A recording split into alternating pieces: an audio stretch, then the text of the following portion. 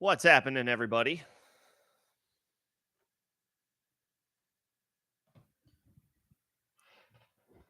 Fix this a little bit. Think that's a little better. Welcome to another episode of Facemask Fantasy. Hope everybody's week is off to a good start. Had a good weekend. And as promised, the first rankings from this channel for the 2023 season.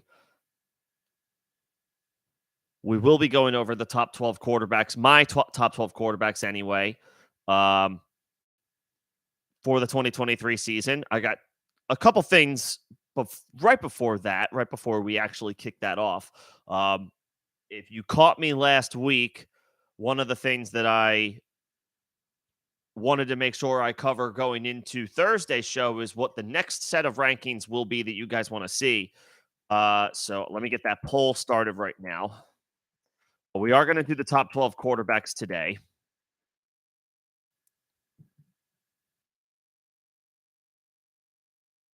And a couple of news and notes from around the league. Nothing too I don't think there's anything too noteworthy yet, although I guess a mini bomb, little drop took place today around Josh Jacobs, so we'll get to that as well.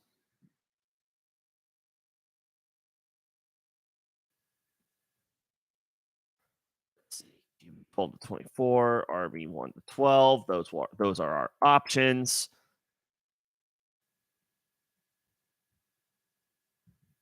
Awesome. All right. Poll is pinned.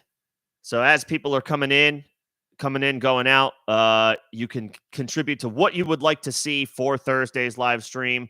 The Superflex folks would probably prefer that I just keep it moving with quarterbacks and do QBs 12 to 24, which is probably going to be a little bit more of a conversation than the top 12. Obviously, people probably are going to have different rankings between 9 to 12 with the quarterbacks, but I got to imagine the general consensus is in line in some way, shape, or form with the top 8 names. So the Superflex crowd would want to definitely see a little bit more depth into the quarterback rankings. The one quarterback folks are more likely to vote on the running back rankings. Either way, we will get to both. We will do both of them. It's just a matter of the order that we choose to do them in. So feel free to go ahead and vote on that. I'll keep that up for the duration of the stream while we get through the top 12 quarterbacks today. And we will determine a simple majority winner today. If it's tied 50-50 at the end of the show, I'll make a gut call. I'll make a gut call right then and there. And we'll keep it moving for Thursday's show. But today, the top 12 quarterback rankings for fantasy football purposes for the 2023 season. I have my rankings. Again, I expect that most of us are all going to have the top 8 in lockstep in some way, shape, or form. And then after that is when I think the conversation truly starts. So in the 9 to 12 range. Because you can certainly make a case for several guys who are going to just miss out. You can make a case against the guys in that range for being in. That's, I think, where the conversation begins. But for now,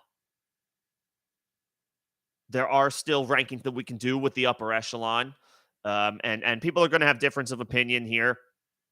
But I am always happy, as you guys know, to provide my thoughts, to provide my my reasoning behind the rankings, even among the studs, because we're not going to be that far off as far as the rankings of guys like, Justin Fields and Joe Burrow and Lamar Jackson, right? Like, we all have them in somewhere, probably in the 3 to 6 range, most likely in the 4 to 6 range. It's just a matter of where, so we'll cover that today. I do want to first talk about the note from NFL Network's Tom Pelissero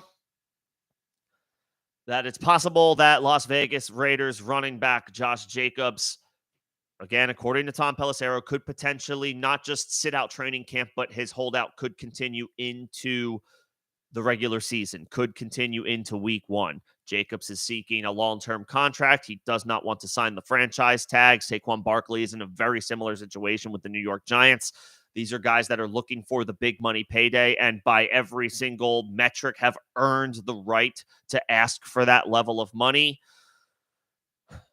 They just play maybe the most unfortunate position that you could play as a professional athlete, not just football, but just across sports. Like, who is playing at a more at a greater disadvantage relative to what their worth is than an NFL running back? You know what I mean? Like, what is asked of them? What is asked of them, the skill level that they do it at, and the amount of money that they get, it just doesn't all add up. The running back market is broken. It's twofold. It's not broken from the perspective of it just allocate your resources properly and you'll be in contention. But the other side of that coin is, I mean, when it comes to running backs, as far as them being a part of an offense, being a part of a team, you're talking about the fabric of the game itself. We can't just say, I mean, I guess this is kind of like, I don't know how literal I'm being here, but you can't just say, like, we're just not running a running back out there. I mean, the fullback kind of went the way of the dodo bird, right? Like, you don't really see, there's maybe 2 or 3 in the entire league. It just, I mean, it feels weird to suggest that you would even be starting to phase that position out, but just relative to the value that teams put on it, guys like Josh Jacobs, guys like Saquon Barkley, Austin Eckler has been at the forefront of similar conversations. These are the guys who suffer, and they don't get the money that they're ultimately worth. What's going on, Rojo? Good to see you, man. I am solo today. It's kind of been that way for most of the offseason. So,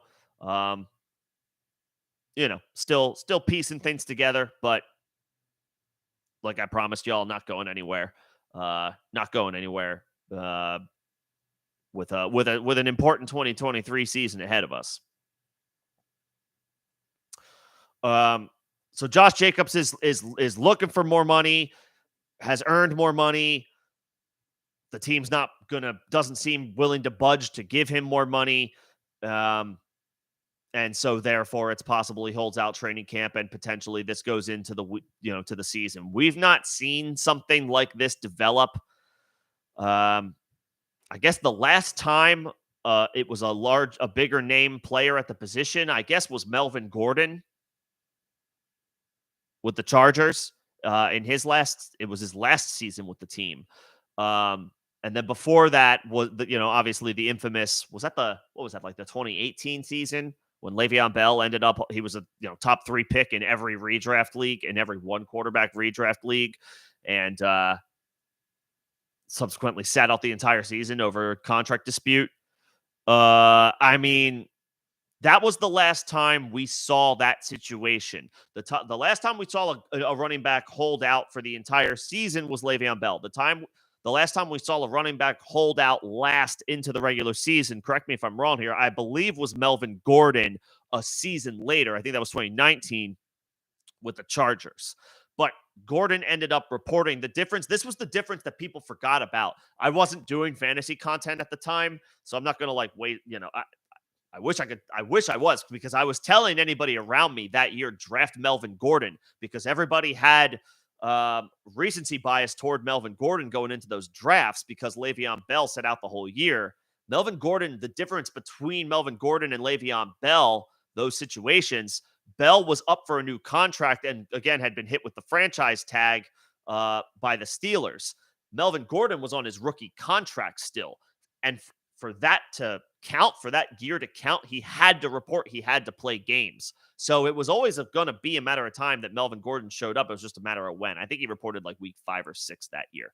Anyway, Josh Jacobs, here's the scary or the concerning thing here. Josh Jacobs' situation is similar to that of Le'Veon Bell's. It's not the same as Melvin Gordon's, right? Jacobs' fifth-year option was declined by the team. He just finished up his fourth season. He's eligible. The rookie contract is done, and that was the Raiders' own doing. He'd be on an immovable fifth-year option right now if they had just picked that up last year. They didn't, and now his rookie contract is done. It's not inconceivable that he does miss games going into the regular season. And it's concerning because the Raiders are not very good, or we're not, they've moved on from Derek Carr to Jimmy Garoppolo, and we don't even know how healthy Jimmy Garoppolo is. They have Devontae Adams, who is still excellent, but this is a team that's dealing with the Chiefs and the Chargers in its own division. It's looking up. The Raiders are at a lot of teams in the AFC. If they get off to a bad start, what incentive does Josh Jacobs have to come back? That's if he does, in fact, hold out into the regular season. That's the concern here. That's why I draw back to the Le'Veon Bell contract situation, because they're similar, right? They were up for a new contract. They had earned their second contract. The rookie contract was over. The team wasn't willing to budge on the franchise tag. So, the running backs are saying, well, all right, screw you then. I'm just not going to show up. And the thought process, whether you agree or not, was I'm just going to preserve my body for somebody who is willing to pay me money. So that is the potential concern here that could play out. Yeah, I mean, if you have Zamir White, hold. Even if Jacobs does report, the Raiders didn't add a back. I mean, they added Brandon Bolden. Was that a signing this year? They added Brandon Bolden. So Josh McDaniels continuing to, pluck up what he can from the Patriots, I guess. But Brandon Bolden is, for the most part, a career special teamer. I mean, if anybody's going to get an opportunity, you would think it's Zamir White, second-year player, a year of NFL experience now under his belt. He's had an opportunity to develop, to grow a little bit. I mean, yeah, he could be called upon a little bit more. He could be called upon week one. Who do the Raiders play week one? That should be that's noteworthy. Because you could be, I'm not going to sit here and declare week one that Zamir White is a flex play, but they play the Broncos on the road to open the season.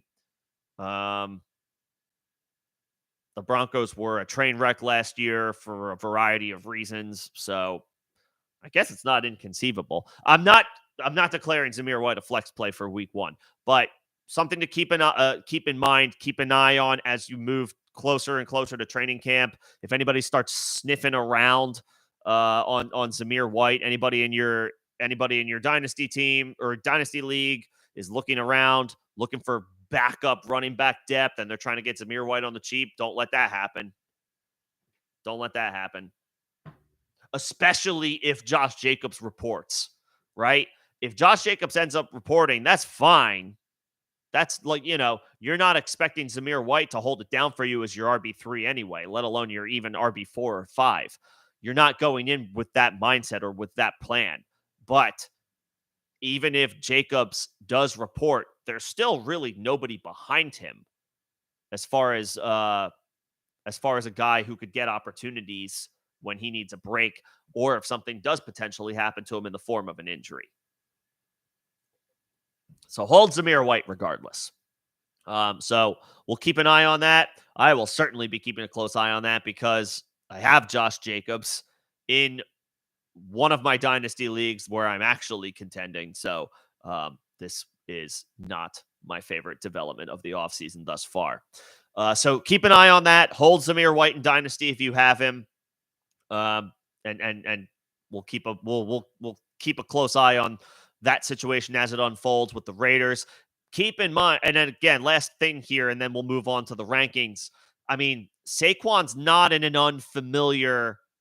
Saquon Barkley is in a pretty similar situation that Josh Jacobs is. So Not that I'm in love with Matt Breida at this point in his career, but if you have deep dynasty rosters and Matt Breida is floating around, might not be bad to just go ahead and scoop him. Of course, Eric Gray is the intriguing rookie that the Giants have. So he's surely rostered at this point, but I'll just throw it out there. If Matt Breida is floating around there in deep dynasty leagues, um, could be worth a stash. Gary Brightwell as well. Is Gary Brightwell still on the Giants roster? Yeah, he's still there.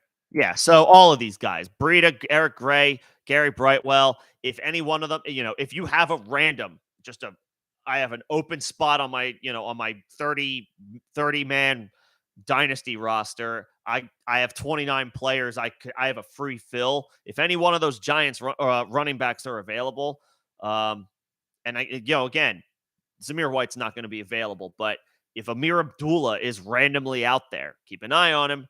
Um, and I guess the same thought process goes for Brandon Bolden as well. Anyway, hopefully they report. Hopefully Jacobs and Saquon both report. Hopefully they report happy. And what I mean by that is they end up getting the money that they deserve. I don't know how optimistic I am about that, but that doesn't mean we can't hope that it happens. We're talking about a couple of RB1s in fantasy football. So that is, I guess, the big tidbit around the NFL. We can go ahead and get started with my quarterback rankings for the 2023 season without further ado. Again, as you guys might be coming and going, there is a poll at the top of the chat. This will help to determine what rankings you guys want to see for Thursday's live stream. I can keep it rolling with quarterbacks, the QB2s, QBs 12 through 24, or I should say QBs 13 to 24. Excuse me.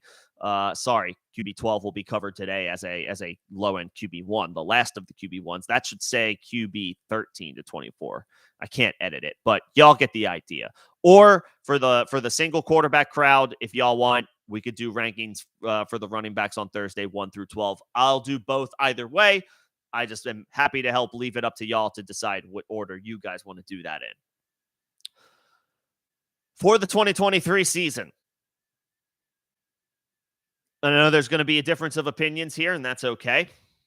That's the fun in it. None of us actually know what's going to happen. We're going to see how it plays out. But call me biased if you'd like. I've been on this train for a couple of years now. The day ones certainly are aware of this. I don't think I'm being outrageous with this ranking.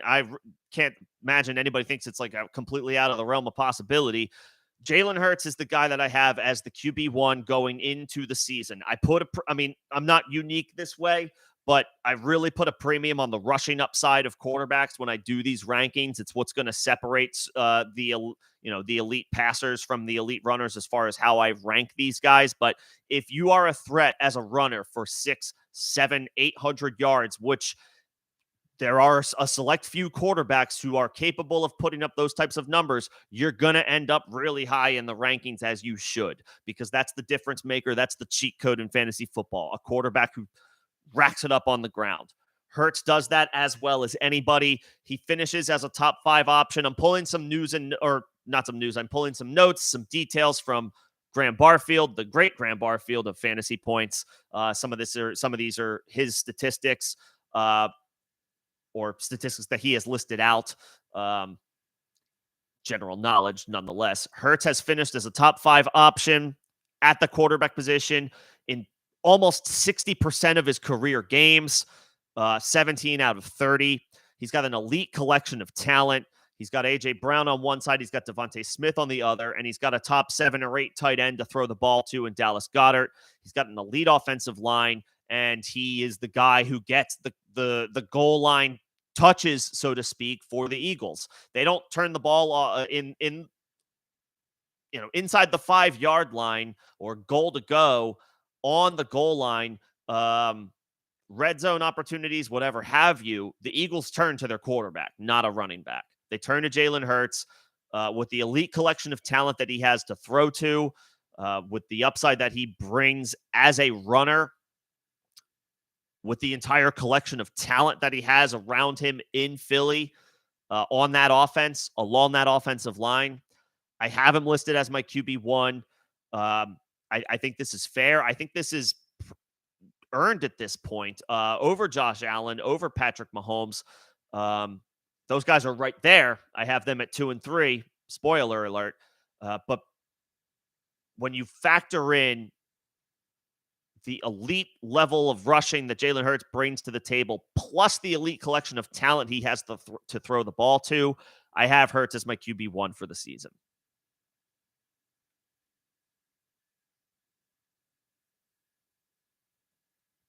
Gone is Miles Sanders, who signed with the Carolina Panthers in free agency. In is Rashad Penny and DeAndre Swift. They joined the backfield with Kenneth Gainwell to form, a three-headed monster behind Hurts, so to speak. Penny figures to get first and second down duties. DeAndre Swift should be the change of pace, third down back, but he'll also, they can be a little interchangeable. Swift more so than Penny. Penny's not as interchangeable. He's not really known for his pass catching. But DeAndre Swift can be utilized in a bit more of a hybrid role beyond just being a passing down specialist. And then Gainwell figures to rotate in as the third guy of that group. So the Eagles retool the backfield with not a ton of resources invested. Another important thing I think to note, I forget which team it was, but there was actually a vote brought about by the rules committee when the NFL was having their offseason meetings. There was a vote brought to the table to disallow that Eagles, the famous, not really famous, but the formation that they were running over the course of this season on fourth and short, or short goal to go, or short down to go. They all line up in a heavy set with three guys lined up behind Hurts to just push him forward. There was a rule, or there was a proposal to make that play illegal, and it was shot down. It was voted down. So that play is still legal for the 2023 season. So, Johnny, what's going on? I see your question about, do the additional running backs affect Hurts and his potential, I guess, for not just a rushing floor, but for getting those touchdowns or those short goal to go scenarios? I think my answer is no. The Eagles have no reason not to continue to run that same play that worked so effectively in 2022. They're going to keep doing it because it works. And for that reason, I'm not concerned about the turnover, the change year over year. We now have a 2-year sample size from Jalen Hurts, and that sample size suggests that in 57% of his career games, 17 out of 30, he finishes as a top 5 quarterback for fantasy purposes. He's, I think, officially as safe as it gets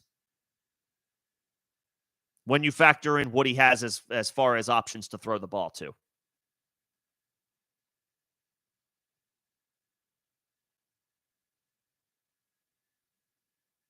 Jalen Hurts is my top-ranked quarterback for the 2023 season. I see you got Ottman, Johnny. Not sure what you paid. I can't imagine it was that much, but I do like Cade Otton. It says Ottoman. I think you mean Cade Otton. I like him as a cheap ad at tight end.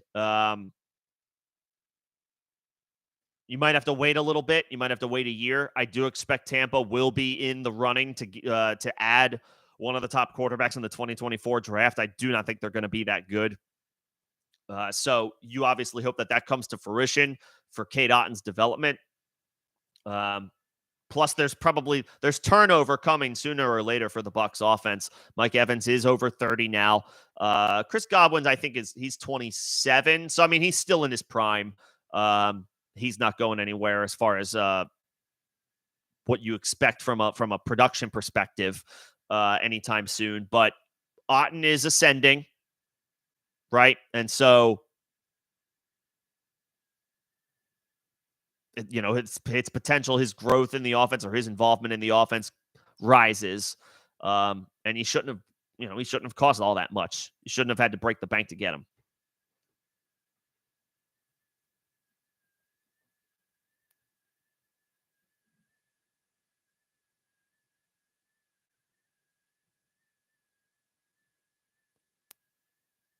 No, I like it. May, what's going on? Thanks for joining, man. As far as Hurts and preserving him, I hear you. Obviously against, it was against the Bears, right? Was Hurts picked up that shoulder injury, and it's fair to say he maybe wasn't necessarily the same for the playoffs. The Eagles got to the Super Bowl, but he was a little he was a little banged up. Little banged up. But I mean, do you take away one of the best skill sets a guy brings to the table for the sake of, trying to preserve him? I don't know that you want to necessarily do that. Maybe down the stretch, that could be a bit of a concern. But I mean, if we expect regression to the mean for the Eagles, which is fair, right? They finished with 14 wins. They're probably not going to win 14 games again. I mean, are they going to be able to afford to? If we expect the Eagles to lose more games in 2023, they're not going to be able to rest on their laurels, the Eagles, and try to preserve him. The other thing is, these running backs are, I mean, there's no such thing as injury-prone players. It's football. Everybody gets hurt. But I mean, Rashad Penny's injury history is longer than most. DeAndre Swift has had difficulty consistently staying on the field. You obviously hope for good health, and you don't operate assuming that they're not going to be healthy. I think what worked for the Eagles last year makes sense for them to run it back again. Your best option in short yardage situations. That was the thing I was trying to say earlier. I couldn't figure out how short yardage situations. I was like blanking on that specific term. Their best option is just pushing the pile forward with Jalen Hurts. That is, I mean, I think it's fair to say that played out pretty successfully for the most part in 2022. I think they go back to it until somebody figures out how to stop it. I think they're going to go back to it in 2023, and that makes him incredibly valuable for those extra, couple touchdowns that would normally go to the running back. So I have Hurts as my QB1 for the 2023 season. And last thing I'll say here before I move on to the QB2, the QB3, and all dialogue is welcome here. I am going to get through the my top 12 quarterbacks today, so happy to have the conversation about this. That's the point of the stream. Russian collusion. I don't know if I've seen you before. Welcome. Good to see you.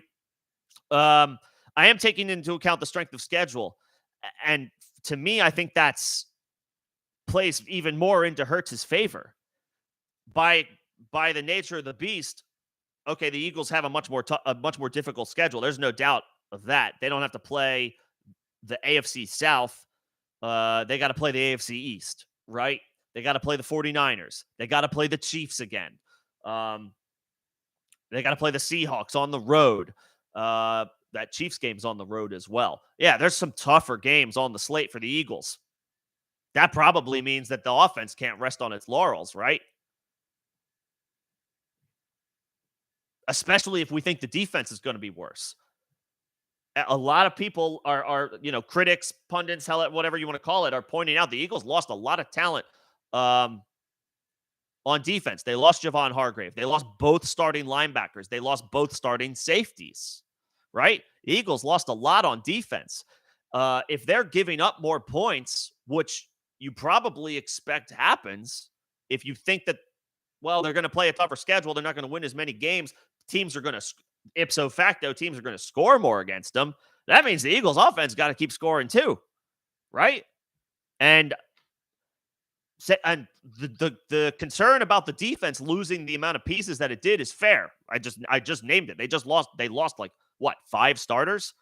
The offense is mostly unchanged. A.J. Brown is still there. Devontae Smith is still there. Dallas Goedert is still there. The running backs are a little different, but I mean, that's a pretty damn good top 3 group of pass catchers.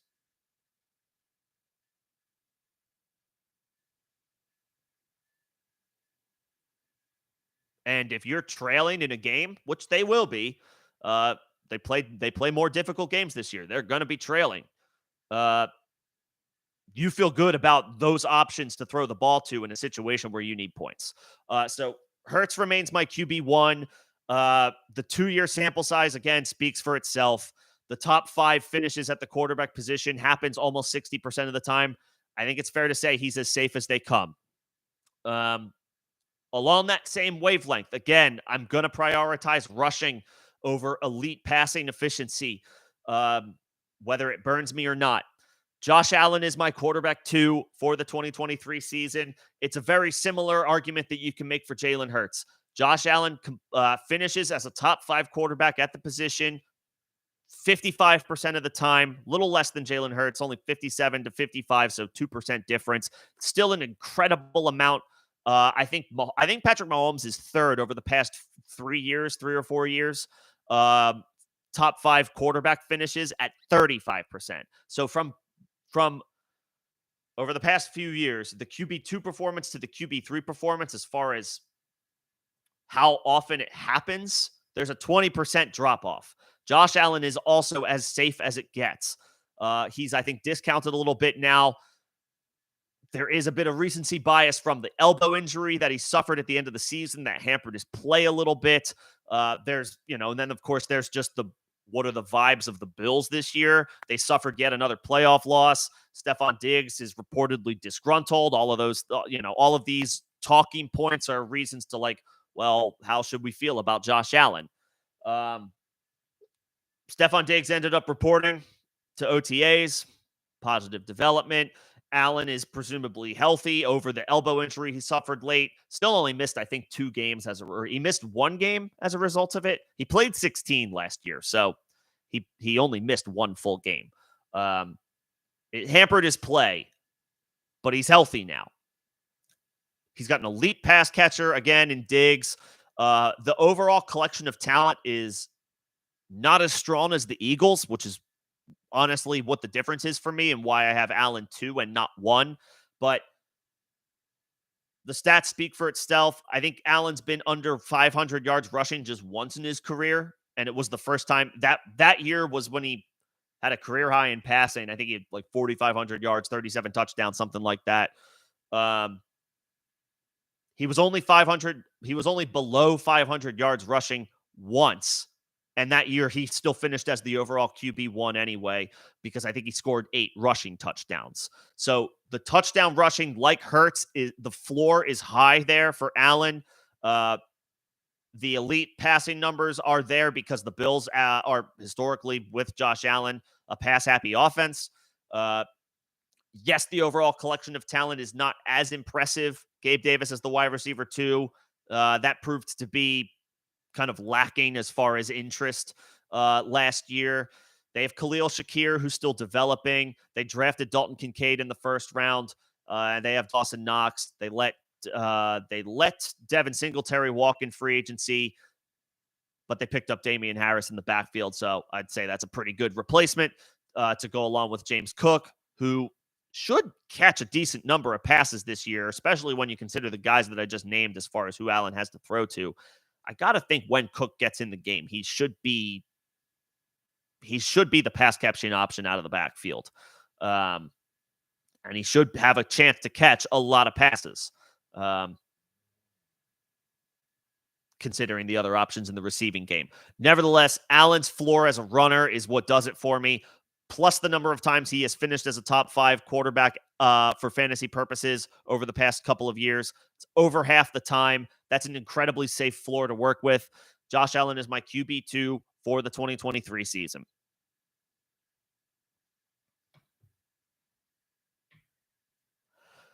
The other guy this high to round out the top 3, it is chalk. I think it's consensus for the most part, and it does deviate a little bit from how the premium I put on rushing production. That comes in the next tier.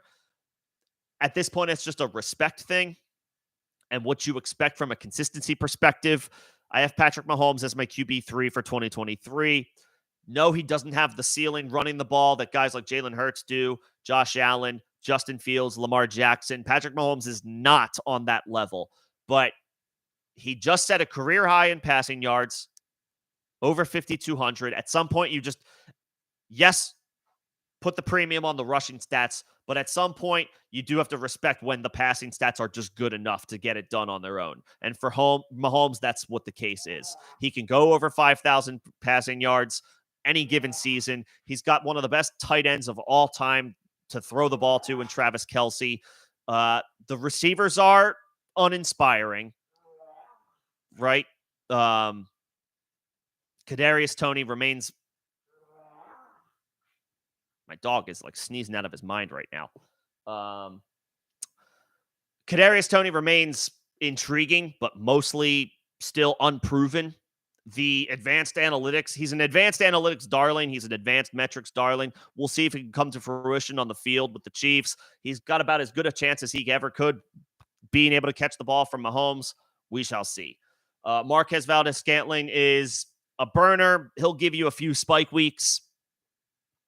I don't think he's ever cracked 900 yards receiving in a season. I'm pretty sure. Sky Moore, we will see. And I think that's, and then they drafted Rashee Rice in the second round, right? They drafted him high. So the receiving core in Kansas City is, for the most part, a little lackluster, but honestly, it's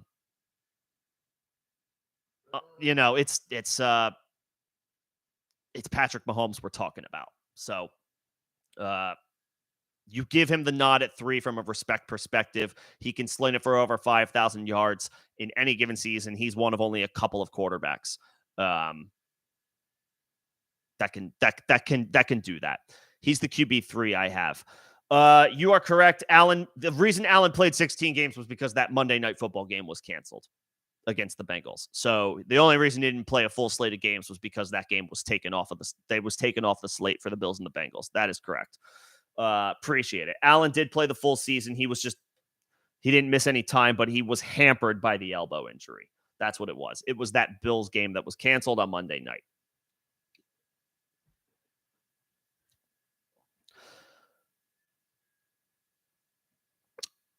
That does it for the top 3.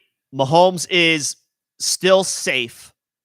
Again, finishes as a top 5 quarterback 35% of the time. That is third best among quarterbacks, I believe, the past 3 or 4 seasons.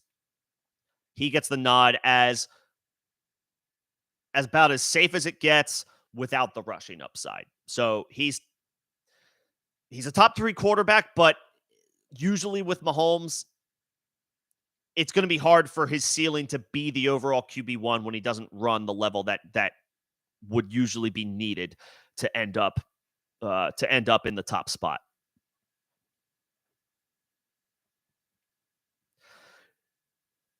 This is where the rankings are, for the most part, going to be the same. Again, I'm on the consensus, but this is where personal preference is going to come into play. QB4. Again, I put an emphasis on the rushing upside that the player brings to the position to a point. To a point, obviously, because I have Mahomes at 3. But that Konami code, cheat code upside, that does put you in the conversation for the overall QB1 finish, means that I have to put those guys over the elite passers. So, Main, I saw your comment earlier. Yeah, I think you have Justin Fields finishing as the QB1. I don't have him as the QB1.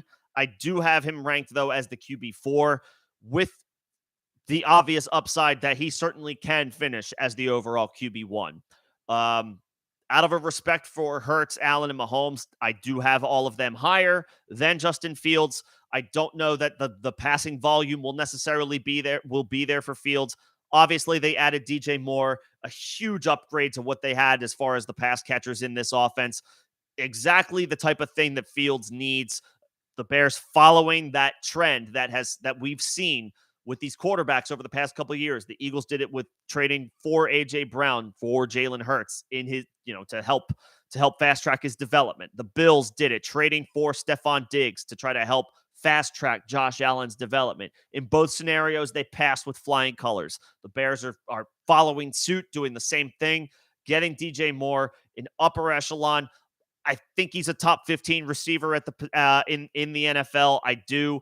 He's been hampered by terrible quarterback play, being hidden on bad teams in Carolina for the start of his career, outside of maybe his rookie season with Cam Newton. Outside of that, it's been pretty murky for DJ Moore in Carolina. He's still put up strong numbers despite bad quarterback play. Now he goes to an offense where, yeah, the Bears have not been good in recent seasons in their own right, but now they have the pieces to potentially turn that around. I think Moore is a great situation for Fields, and I think Fields is a great situation for Moore. It's an upgrade for both compared to what they've had to work with for the first couple seasons of their career. Now Fields has that guy. I do like Darnell Mooney as a wide receiver too. By the way, draft him at cost. His ADP is in a full free fall from last year, and I think now he's in a much better spot, and his ADP is probably a little too low. But anyway, that's a testament to what I expect from this Bears offense, which is to take a step forward with Fields at the helm, with Fields at the controls. He's got QB1 rushing upside, which means you've got QB1 overall upside. If you at the quarterback position run for the most yards at the position, you're going to be in the conversation for overall QB1 fantasy finish as well.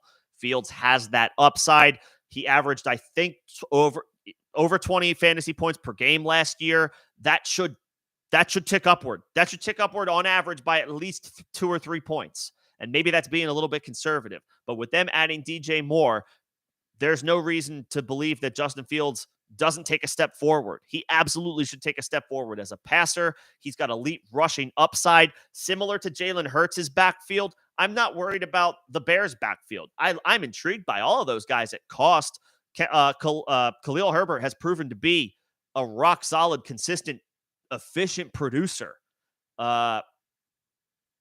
I'm not worried about him taking potential scoring opportunities away from Justin Fields. They signed Donta Foreman away from Carolina. Donta Foreman had an excellent season last year.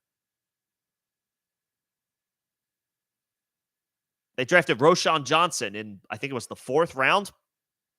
It's an intriguing little backfield that Chicago has put together.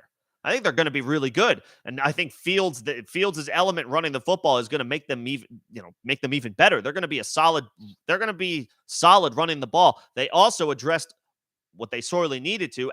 They addressed offensive line in the draft. Again, the pieces are in place for the Bears, which means it's now all set up for Justin Fields to succeed. I haven't even mentioned Cole Kmet yet, who should break into, or has a great chance at least to break into, the top 10 conversation at the tight end position, at least from a pass catcher, from a fantasy perspective. DJ Moore helps out that whole offense. All the trickle down effect. It means Cole Kmet, less coverage to deal with. Darnell Mooney, less coverage, less focus, less attention to those guys. His entire offense should take a step forward. Justin Fields has, again, he has that upside of running for 800 to 1,000 yards. If he does that, yeah, he's the QB1. And he has a chance to do it. Everything about the Bears offense screams upgrade. Now it's time to make it happen on the field. Pun intended. Justin Fields is my QB4 for the 2023 season.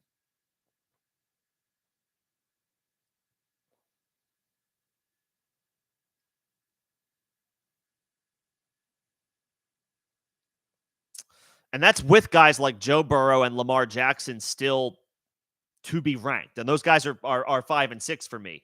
I think I might have just flip-flopped them, actually. No, they're 5 and 6 for me. Sorry. But what we saw from Fields last year, finishing as the QB5, I think it was, in fantasy points per game, with the pieces that the Bears added, expect Fields to take a step forward as a producer and therefore as a fantasy producer. He's going to end up big time. He should absolutely finish easily in the top 5, and he's got QB1 overall upside.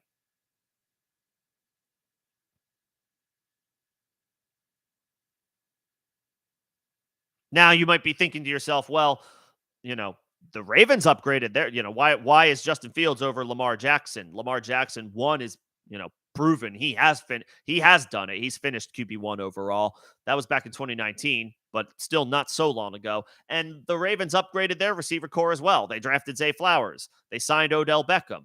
Rashad Bateman's coming back from missing most of the season last year. He's coming back. Why is Justin Fields ahead of Lamar Jackson?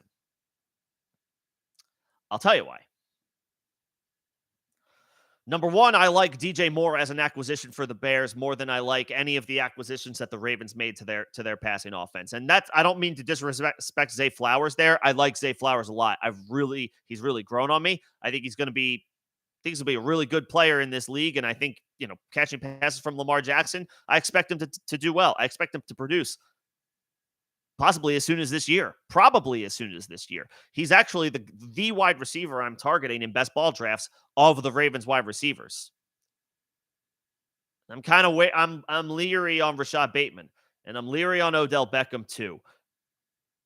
I just don't know what a 31-year-old wide receiver. I know he's 2 years removed from the ACL, so that's good. But I haven't seen Odell Beckham since the Super Bowl against the Bengals. I just don't know at this point what he gives you. So that's one reason. I expect DJ Moore to have a greater impact than any one of those 3 guys, Odell Beckham, Zay Flowers, and Rashad Bateman, individually for the year 2023. The other reason is, again, this could just, it's fair to think that this is probably just coach speak. This is just off-season talk. I don't know how much we buy into this, but the Ravens and Lamar himself keep talking about how they're going to throw the ball more and run the ball less in 2023. And it's not hard to see why that would come to fruition. One, again, they added 2 guys to the 2 high-end options to their receiver core. Odell Beckham, pretty good 1-year deal he inks from Baltimore as a free agent, and they draft Zay Flowers in the first round. They also move on from they move on from Greg Roman as offensive coordinator. In is Todd Monken from Georgia. By all accounts, expected to install an offense that is more pass happy. So this is a new offense in Baltimore. Now, when you have a guy like Lamar Jackson, especially when you paid him what you paid him, you're not going to not play to that guy's strengths. And Lamar Jackson, fact of the matter is, when he's healthy, which, again, there's no indication that last year's injury or the injury prior to that should have any lingering effects on Jackson's availability for the 2023 season. There's a bias right now, like, oh, he can't stay healthy. Lamar Jackson remains one of the few quarterbacks in this league who can run for over 800 yards any given season.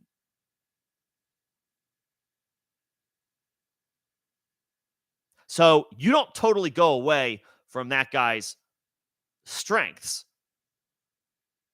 if you're his offensive coordinator. But they are indicating that they want to throw the ball more in 2023. Lamar has said it himself.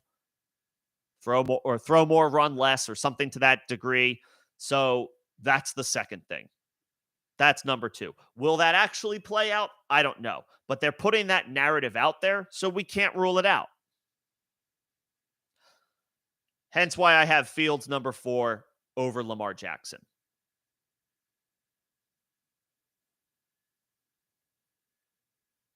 And I grappled with this a lot. This is maybe where it's a little controversial. I grappled with this a lot about who to rank at 5. But I ultimately went with Joe Burrow. I do have Burrow over Lamar.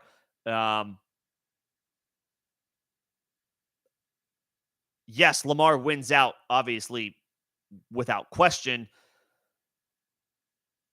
as a high upside runner who is a cheat code at the position, and therefore that makes him incredibly valuable.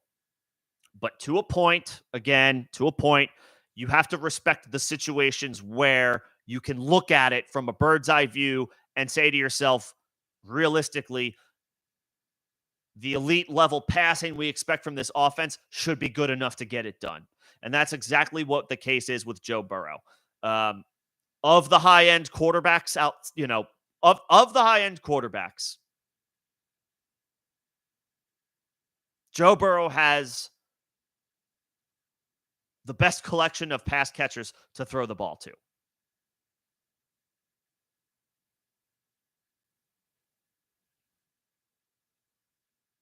When you have Jamar Chase and T. Higgins to throw the ball to, not to mention Tyler Boyd, they add Irv Smith, who jury is out on Irv Smith and how effective he'll be after picked up some injuries in Minnesota. Overall, didn't totally put up any type of fantasy numbers that got people really all that excited.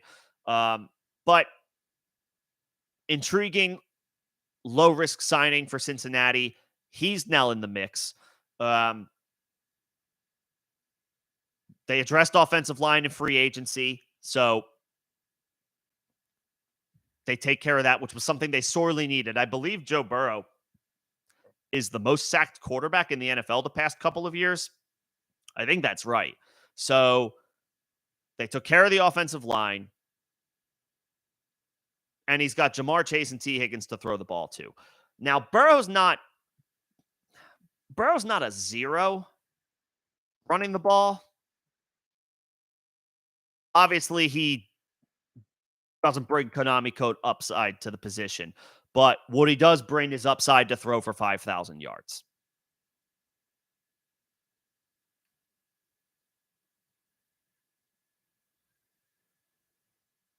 He could chip in 30 yards on the ground, but he also might give you 4 on 3 kneel downs. The rushing upside isn't there with Burrow. I understand that. But I put him 5 because he can get it done with the upside, again, of a 5,000-yard season throwing the football. And if you can stack him with either Chase or Higgins, that's something you should seek out.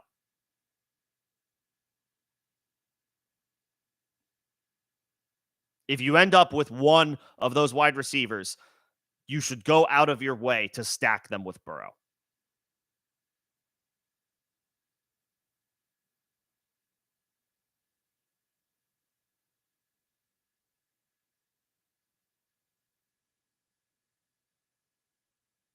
Burrow's safe. His passing stats provide him with an excellent floor. If you can stack him with one of his wide receivers, that's an incredible combination. They're going to throw the ball a ton.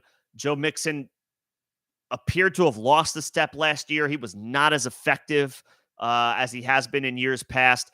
And I've seen on social media, it's not out of the realm of possibility that the Bengals still don't just move on from Joe Mixon. At this point, I don't think that would be smart. I'm not sure that the collection of backs that they have behind Mixon is good enough for a team like the Bengals, who expects to make the run that they expect to make into the postseason, well into the postseason. But if they move on from Mixon, they already lost Samaje Perine to free agency. I mean, is this offense just going to throw the ball 75% of the time? If I had Joe Burrow, Jamar Chase, and T. Higgins, I think I would do that, honestly. If I was that team's offensive coordinator, I would say, yeah, let's just why even bother running? We got one of the best quarterbacks, and we got one of the best collections of wide receiver talent in the NFL. Let's just sling the rock.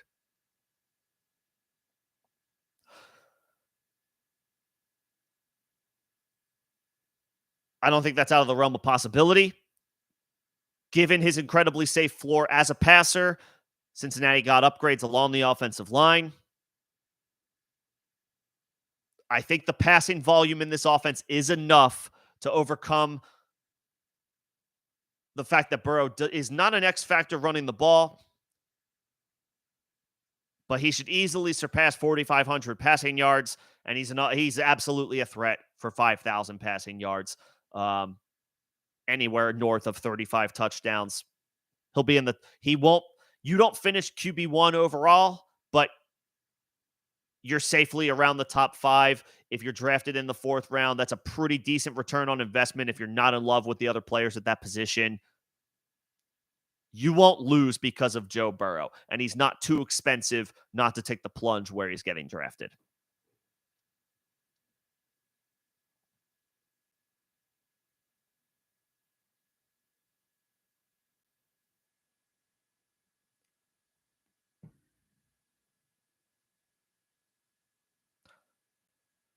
Possibly a little disrespectful. I even feel it's a little disrespectful just because of how bullish I've been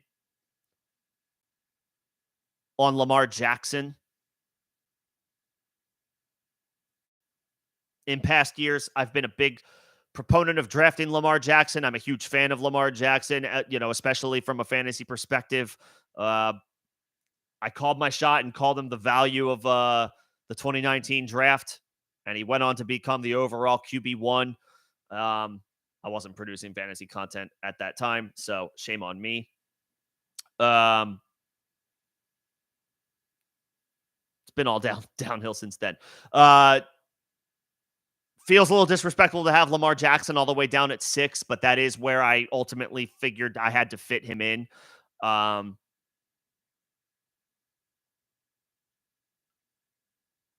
But the pieces are there for him to get back to to top 3 QB1 or top 3 quarterback form. Gone is Greg Roman, like I just mentioned. In is Todd Monken. They expect to throw the ball a little bit more. They made moves in the offseason to suggest that is something that they are interested in doing. Signing Odell Beckham, drafting Zay Flowers. Rashad Bateman is working his way back. I think he continued to miss time during OTAs, but we're not going to worry about players coming off of an injury not participating in OTAs. It's far too premature to worry about that.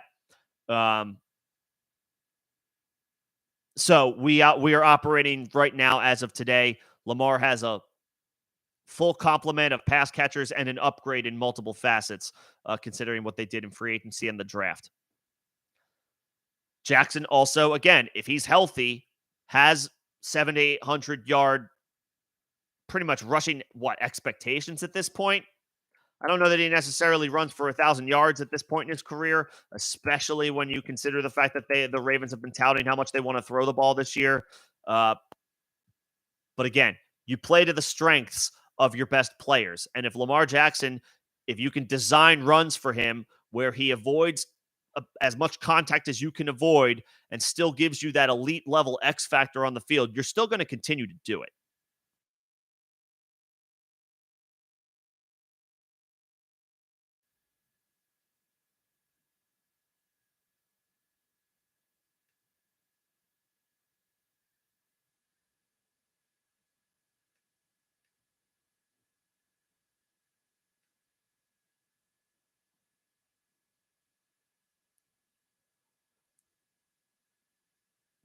I mean, back-to-back 1,000-plus yard seasons running the ball in 2019 and 2020. He's been over 700 yards rushing the past 2 years, 2021, 2022. Maybe he doesn't run for an absolutely absurd bonkers number like 1,000 yards. But when you look at Lamar Jackson rushing for 700 yards in a season and it's kind of like a ho-hum, oh, he's just doing his thing, part of the conversation. I mean, that's how you know you're getting extreme upside from a quarterback who could seemingly throw the ball at a higher level.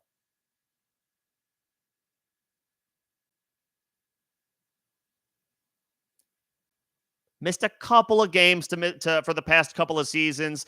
Those injuries occurred in the pocket, according to Edwin Porras. Again, fantasy points. Those injuries they didn't happen on scrambles. They didn't happen on designed runs. It was just a It was just a play in the pocket where Lamar was, dropping back to pass, picks up an injury there. It's commonplace. So there could be a little bit of recency bias around Lamar. This number 6 ranking feels a little low. The reason he is 6 and not 4 or 5 for Lamar is I'm just not sure. This is an unknown. Their passing offense is an unknown. What Odell Beckham has left in the tank as a 31-year-old, 2 years removed from a torn ACL, is unknown. Rashad Bateman has been productive, has been an intriguing player for the past couple of seasons, but also has missed time due to injury. He's also been being brought along slowly this offseason by the Ravens. Again, nothing to be concerned about yet as far as his availability for 2023. But it has been up and down with Rashad Bateman. And then, of course, Zay Flowers is a rookie, a highly touted rookie, a rookie with legitimate expectations being a round 1 pick.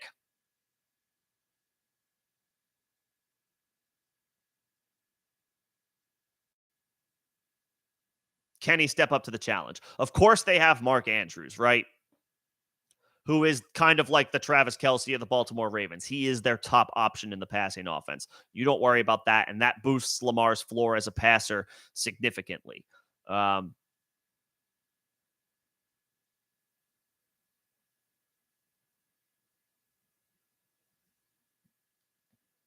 What is yet to be seen is how effective this Ravens passing offense will be as a collective whole beyond Mark Andrews. That being said, I believe in Lamar. I believe in Lamar as a thrower of the football. If he gives you 700 yards rushing, he's going to be in the top 5 conversation for fantasy purposes. How this offense looks ultimately is an unknown for now, and therefore that's why I have him down the rankings a little bit. Probably a little controversial, probably a little disrespectful. But it was hard to put other guys that I just feel a little bit better about, the top 5 guys. It felt a little too difficult to put any of those guys ahead of Lamar.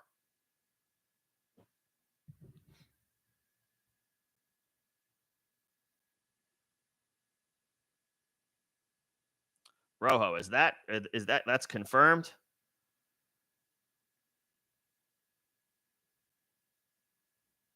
I see that now.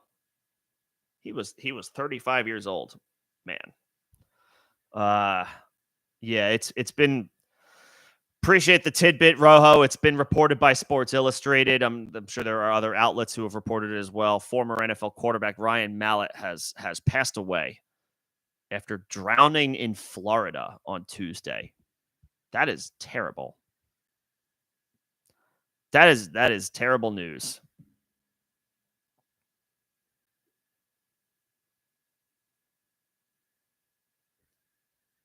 Former Alabama quarterback, right? Yeah, it's Arkansas, excuse me. I know he had a stint with the Patriots. He had a stint with Houston. I don't recall his stint with Baltimore. I'm seeing now he also had time with the Baltimore Ravens. I knew he had time with the Patriots, and I knew he had time with Houston.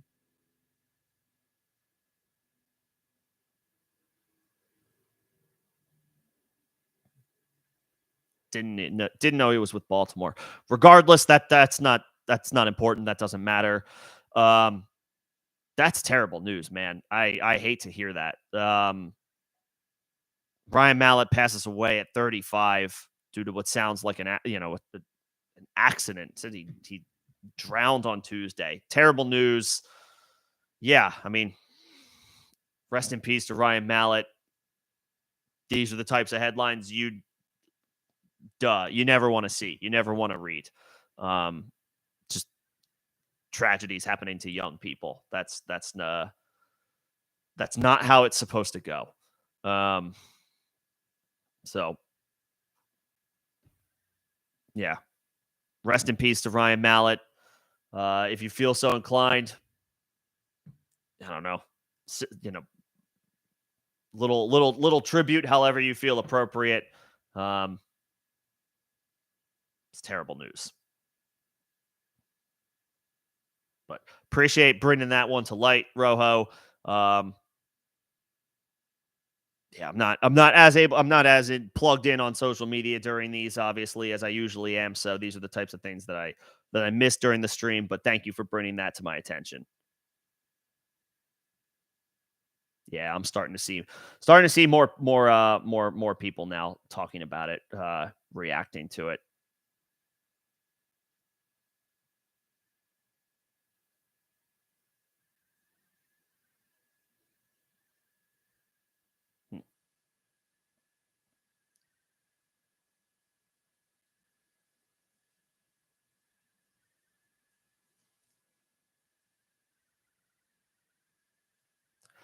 Okay, well,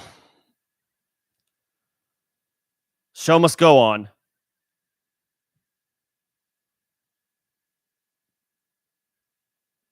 Rest in peace to Ryan Mallett. Obviously, thoughts with his family.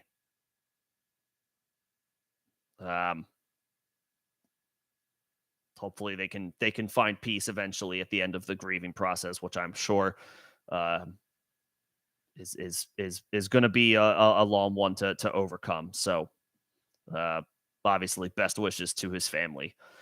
It's sad. It's sad, but the show will continue because we're talking quarterbacks. Ryan Mallett, elite level quarterback as far as being able to get drafted into the NFL. You want to talk about an elite accomplishment? He did that. And so in his honor, we're going to keep talking quarterbacks. So I don't know if it's cheesy. I don't know if it's corny. I guess the rest of this show is for the rest of the show is for Ryan Mallett. That's the corniest, best thing I can do. So we've got our top 6 quarterbacks for the 2023 season. Jalen Hurts, Josh Allen, Patrick Mahomes, Justin Fields, Joe Burrow, Lamar Jackson. I think 4, 5, and 6 are more interchangeable than 1, 2, and 3. Some may disagree, but that's why we have our rankings. Moving on to number 7.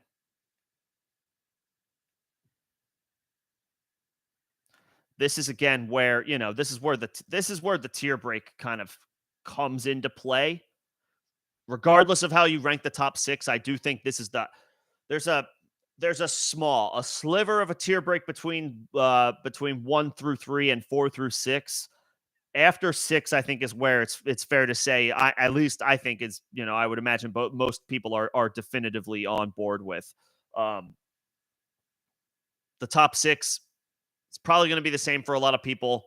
The order of those, of course, is different, but I think this is where there is a tier break at 7. So if you miss out on one of the top options, you maybe want to wait a couple of rounds before you actually start thinking about a quarterback. Don't reach to pull to select one just because the top 6 are all gone in the first, 50 picks.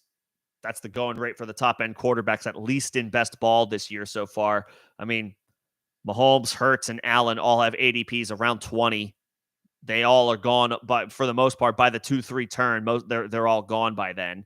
And then, Burrow goes in the 4th round, Fields goes in the 4th round, Lamar goes in like the 5th round. I wouldn't reach in the scenario where I miss out on one of those 6 guys. I wouldn't reach for the QB7, but if he's available, I prefer closer to the 6-7 turn, to be brutally honest, which means I'm probably not going to get a ton of shares of him. Although I do think the developments of this offseason are a positive for Justin Herbert, but I have Herbert, the Chargers signal caller, as my QB7. There are definitely going to be some trendy selections where Trevor Lawrence is ranked ahead of him, and that's fair. It's fair to believe in Trevor Lawrence. He looked like he arrived last year after a rocky rookie season, which was not totally his fault. Jacksonville turned their season around big time with Trevor Lawrence at the helm. Plenty of reason for optimism for Lawrence. I'm sure there's going to be plenty of people who rank him ahead of Justin Herbert. But what we have to remember is Justin Herbert was a consensus top 3 quarterback being drafted as recently as last year. Or top 4. Right? Maybe not top 3, but certainly top 4 with Mahomes, Lamar, and Josh Allen.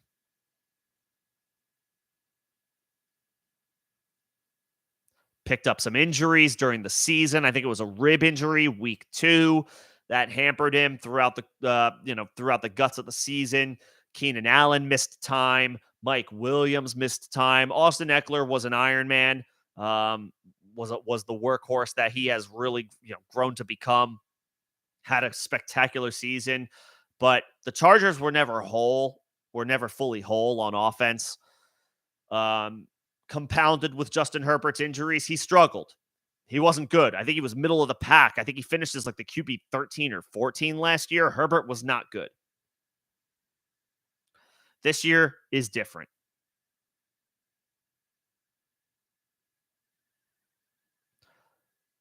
Number one, we're going into the offseason with everybody healthy, right?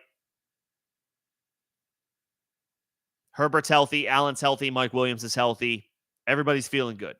That's number one. Number two, they hired Kellen Moore as their offensive coordinator.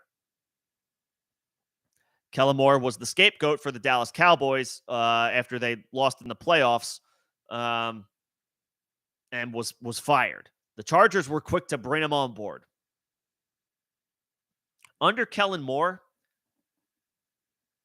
Dallas has perennially been a top 5 passing offense in the NFL and one of the top overall offenses in the NFL in general. Yeah, there's a lot of good talent in Dallas. There has been a lot of good talent in Dallas. But Kellen Moore was the coordinator making all of that happen. Now he goes to the Chargers with a better quarterback in Justin Herbert. Not better receivers, obviously. CeeDee Lamb is better than Keenan Allen and Mike Williams, but those guys are getting a little older, but they're no slouches. It's a good receiving core. It's not a great receiving core, but it's a good receiving core. And you have, at least for now, still one of the best pass-catching running backs in the NFL in Austin Eckler.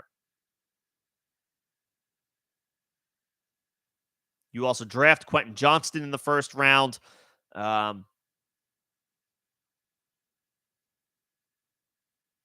You expect him to form a pretty strong trio, a pretty strong collection of pass-catching talent, along with Keenan Allen and Mike Williams. So Johnston, again, as a first-round pick, fair or not, the expectation is going to be that he can contribute, maybe not right away, but at some point in his rookie season, the expectation is he contributes.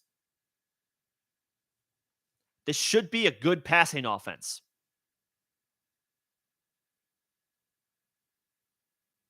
This should be one of the better passing offenses in the NFL.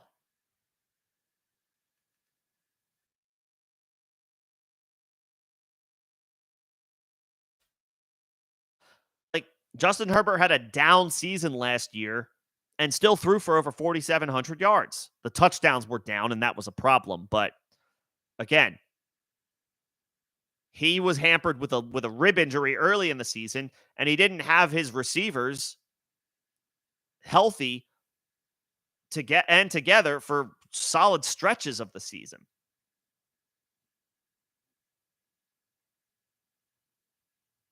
He threw for 5,000 yards in 2021. He's in that conversation with Mahomes and Burrow to potentially finish with a 5,000-yard passing season.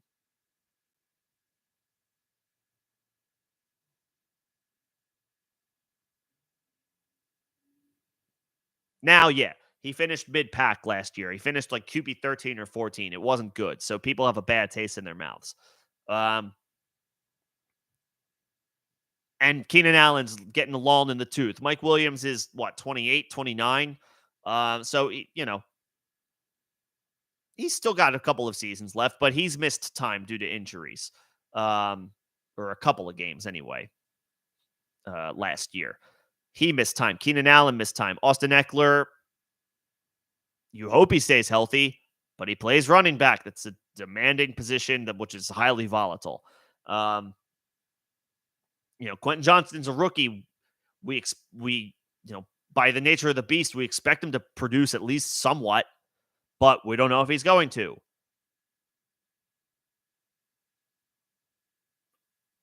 If Herbert's able to toss for 30 touchdowns again, he'll be right there. He'll be right there in the QB 5 or 6 conversation, assuming all of the rushing quarterbacks stay healthy. If they do, Herbert's probably not cracking the top 5, but I do think he's rock solidly a top 7 option at the position with top 5 upside because he can throw for 5,000 yards. He did it just 2 years ago in 2021. And he almost did it last year,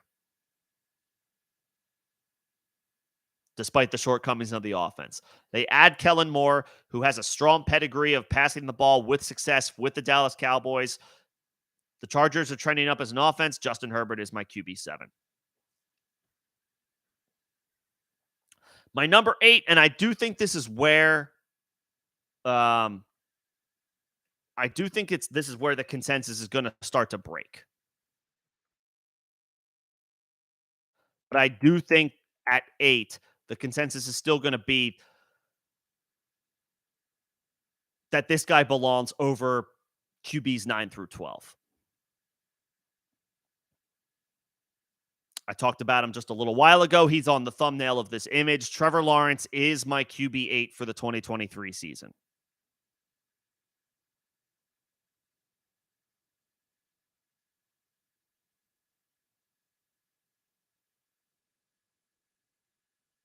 He's the consensus number 8 overall quarterback coming into the year. Had an excellent season last year. Christian Kirk had a spectacular season. Zay Jones, Evan Ingram both had career years. I think it's fair to say Lawrence played a decent part in that. They're good players, don't get me wrong, but Trevor Lawrence proved he belongs last year. They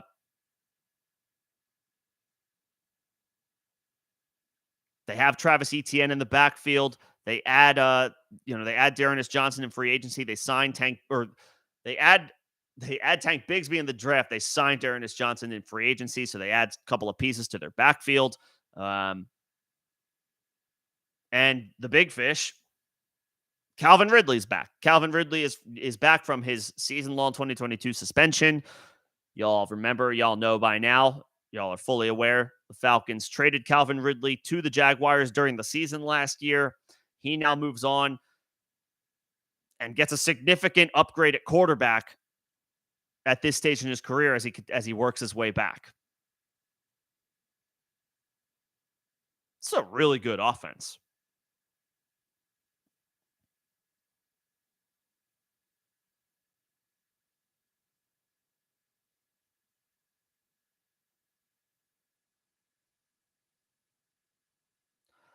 Now, yeah, Lawrence doesn't have the Konami code upside as a runner, hence why he's ranked at 8.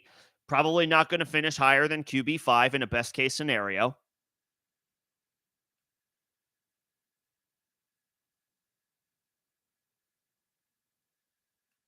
But he's got an awesome collection of talent. I won't say elite. Elite needs to be reserved for fewer things. But he's got an awesome collection of talent to work with. When we last saw Calvin Ridley prior to what he had going on in 2021, I mean, we were talking about a top 5 wide receiver from a fantasy perspective. That's what we were talking about.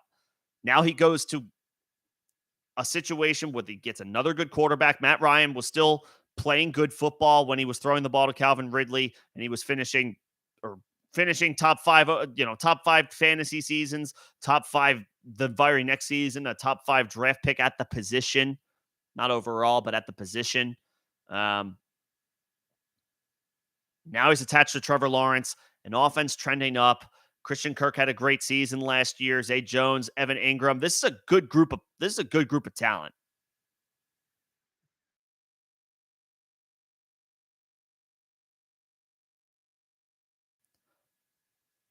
You expect Lawrence to take another step forward. The passing yards should go up. He should easily eclipse 4,500 yards. The touchdowns should go up. Touchdowns should go over 30.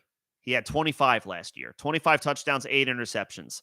Now in his third year, second year in the same system, they add Calvin Ridley. They retain guys like Evan Ingram, Christian Kirk, Zay Jones still in the mix. This is a passing offense that should absolutely take another step forward.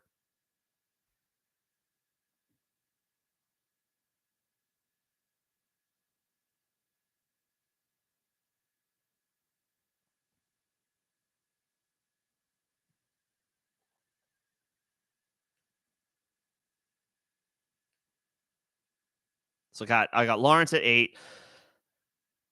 Lawrence at 8, and the reason I don't have him at 7 is simply because I think Herbert's ceiling as a passer is a little higher, and I like that they added Kellen Moore as an offensive coordinator, just based on his pedigree, what happened in Dallas.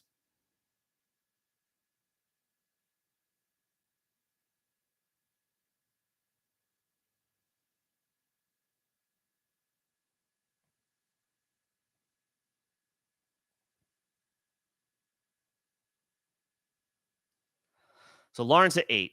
This is where it's going to probably start to really deviate. The quarterback 9 to 12 range. This is where the conversation starts, as far as I'm concerned. I believe that the top 8 are pretty much consensus locked in some order.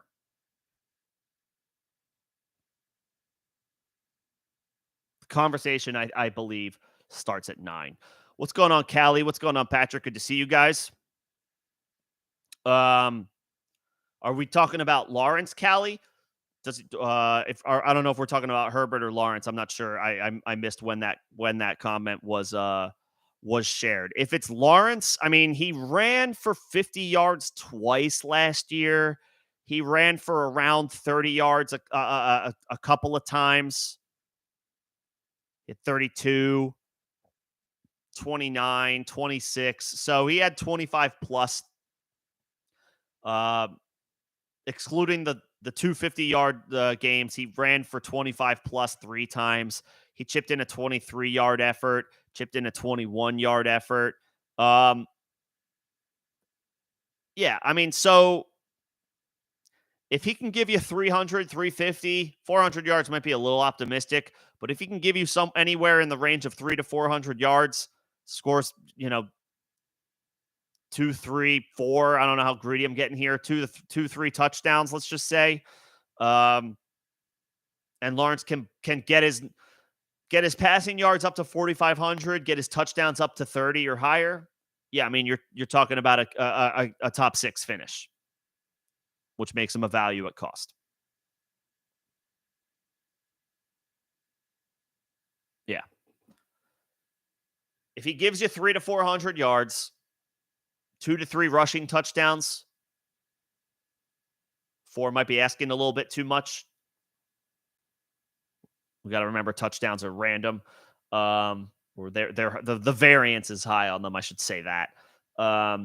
If he can give us that 300 to 400 yards, couple rushing scores, along with what we expect another step forward as a passer, I think it's fair to say in his third year with the pieces they added and retained on offense, Lawrence should go for 4,500 passing yards and he should go for 30 touchdowns.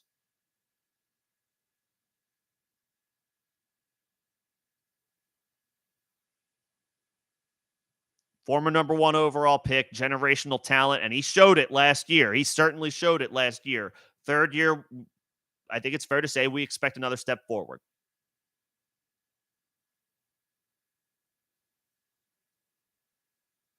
If he can give you 350 and 2 on the ground, he's the QB 5 or 6.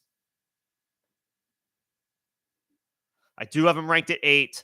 I like Lawrence a lot. I think he's going to have a great season. I think he's a lock for a mid-range QB1 finish. I have Herbert ahead of him because we've seen Herbert put up back-to-back seasons of 4,500 plus passing yards already. And I like the offense. I like that they added Kellen Moore as offensive coordinator. proof is in the pudding from those seasons in Dallas.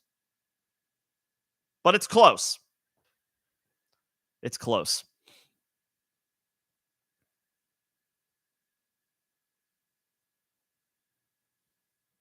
And Patrick, we're not too far off. Good to see you, man. We're not too far off. What I can do is I can plan to slice these up and give them as video playbacks on the channel with each segment talking about the quarterbacks. But so far, I have Hurts 1, Allen 2. I have Mahomes 3 because of the compared to those other two, the lack of the potential upside for rushing yardage. Fields 4, Burrow 5. I do have Lamar 6, and then I have Herbert 7, Lawrence 8. So that's where I'm at. So I'm at number 9. This was a difficult call for me, admittedly. This was a difficult call. My QB9, it's a little bit of a take. I don't think it's a significant take. I think a lot of people have him ranked as a low-end QB1 already anyway. But my QB9 is Tua.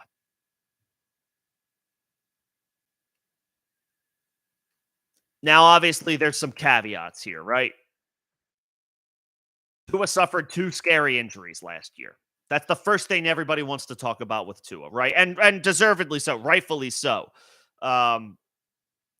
If we're being realistic about this, if we look at this from a bird's eye view, if we take our fandom out of this for a second, you look at what happened with Tua last year and you legitimately ask yourself, should he continue playing?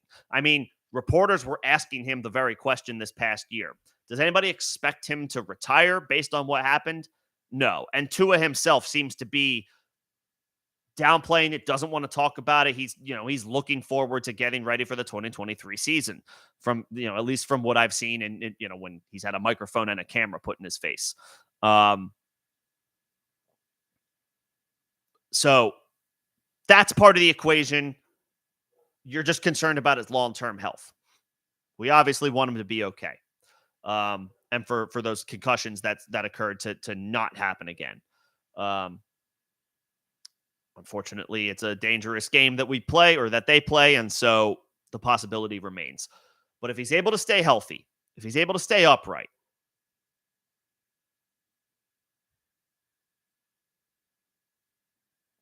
I don't know if he has, 4,500 yard passing upside. But what I do know is that he has Tyreek Hill and Jalen Waddle to throw the football to. And sometimes that's just all you need. Is just a damn good supporting cast. And they have that not just with those receivers, but I'll do an extension to the sideline as well, the head coach. Mike McDaniel showed people something last year.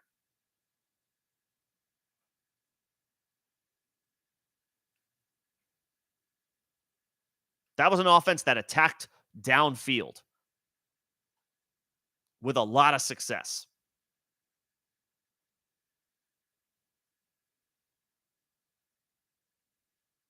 Tua averaged almost 9 yards, 9 yards per completion, 25 touchdowns to only 8 interceptions.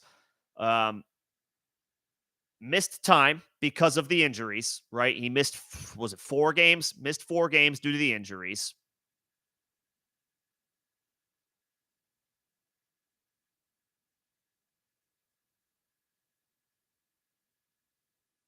So again, that's a concern about Tua that drafters have, and it's baked into his ADP.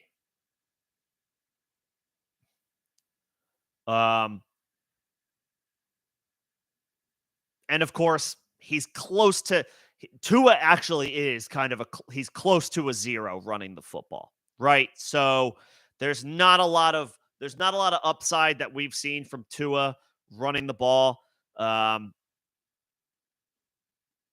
Although he didn't score, he didn't run for a score last year. He does have 6 to his credit over the course of his career, 6 rushing scores. So if he can get that back up to 2 or 3, if he can plunge for 2 or 3, that That's going to really change the game, right? As far as his final overall finish, where he finishes in the rankings for the quarterbacks when it's all said and done.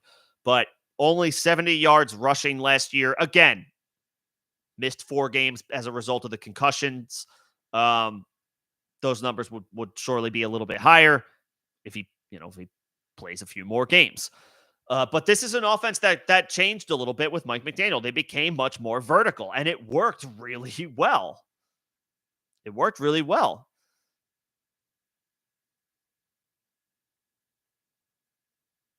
I mean, when you're completing your passes at a 65% rate, throwing the ball to Tyreek Hill and Jalen Waddle, the numbers are going to be there at the end of the day.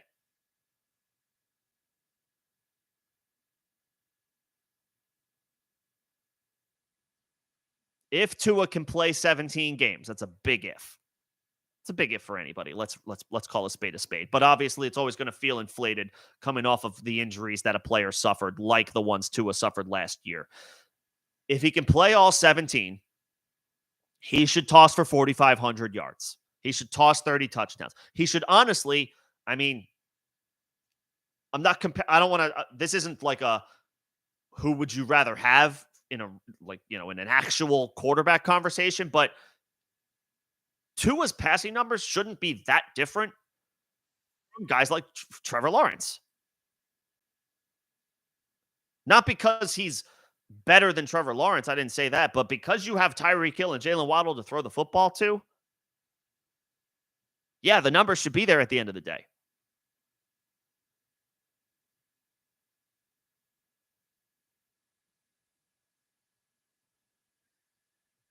And that's kind of all it comes down to.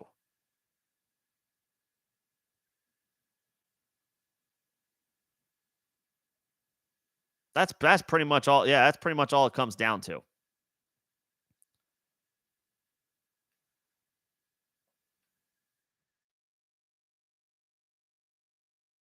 It's all about availability. That's it.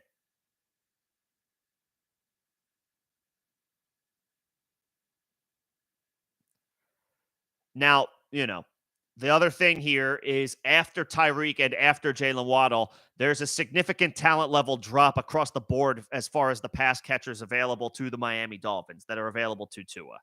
I mean, I think they signed Chosen Anderson, formerly known as Robbie, in free agency. Okay, whatever. They have River Craycraft. They have Cedric Wilson. Mike Gesicki walked in free agency, so they don't have him anymore. It's Durham Smythe, I think, is their tight end. They drafted a guy as well, or maybe was it a UDFA? Higgins, I believe. Elijah Higgins, I think. I know they've got a couple other veterans at the position. The point is, yeah, there's not a whole lot for Tua to work with as pass catchers outside of Tyreek Hill and Jalen Waddle. But those dudes are both top 12 receivers. Tyreek's top 3 or 4, and Waddle is top 15. Or no, he's top 10. I mean, when you have frontline talent, high-end talent like that to throw the ball to on both sides of the field, the numbers should be there at the end of the day. So despite the lack of expected rushing production from Tua, I do have him as QB9.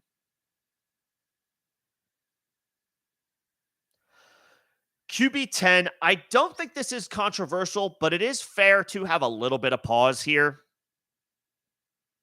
And yeah, I do have Deshaun Watson at 10. Now, we haven't seen Deshaun Watson play at the level that we had grown accustomed to seeing from him. We haven't seen that since 2020, right? Sat out 2021, was suspended for most of 2022, looked like a guy who hadn't played in 18 months, right?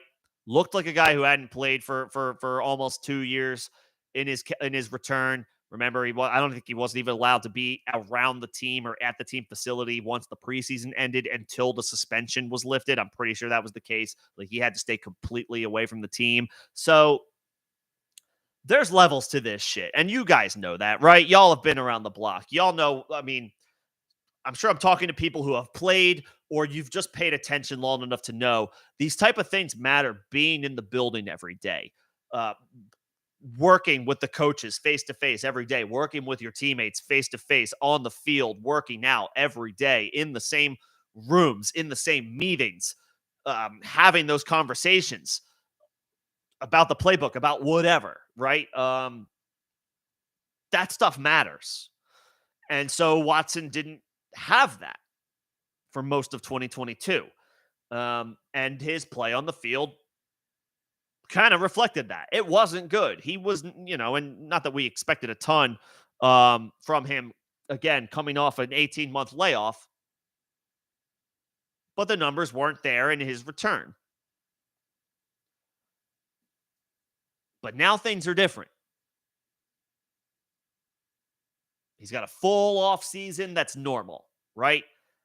Full off season where all he has to do is focus on football. There's no suspension. There's no, God, I swear to God, I'm knocking on wood right now. There's nothing right now in the way of Deshaun Watson just going into training camp and it being a normal offseason for him.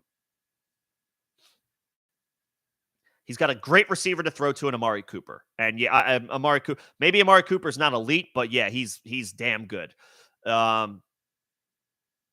He's got Amari Cooper. They traded for Elijah Moore, who a lot of people still believe in, myself included. They have Donovan Peoples-Jones, who I like as a field stretcher. I like as a guy who can make the big play, can catch the 40-yard bomb down the field. They have one of the best pure runners of the football in the NFL, maybe the best pure runner of the football in the NFL, in Nick Chubb. I don't know if he's going to catch the ball out of the backfield a little bit more. There was a sleeper notification earlier in the week, or maybe a couple days ago, that was potentially going to be the case. Nick Chubb's going to run more routes, this, that, and the other. Okay, great. And I hope for Nick Chubb's sake he does. I'm not going to, make that. I'm not going to have that significantly change rankings here, or not. But yeah, it certainly helps if Nick Chubb can contribute as a receiver for Deshaun Watson's sake. And I, almost forgot, they also have David Njoku, who they paid like a top tight end and who has performed like a top 10 tight end. There was a little bit of inconsistency when Jacoby Brissett was in there, but that's to be expected. Jacoby Brissett is a good bridge backup quarterback to get you through a scenario like the Browns found themselves in last year, but he's not a starter. So production's going to be a little inconsistent here and there when that's your situation. That should change now. Because now we got Deshaun Watson in there, who we've seen perform NFL and fantasy-wise as a top 5 player at the position.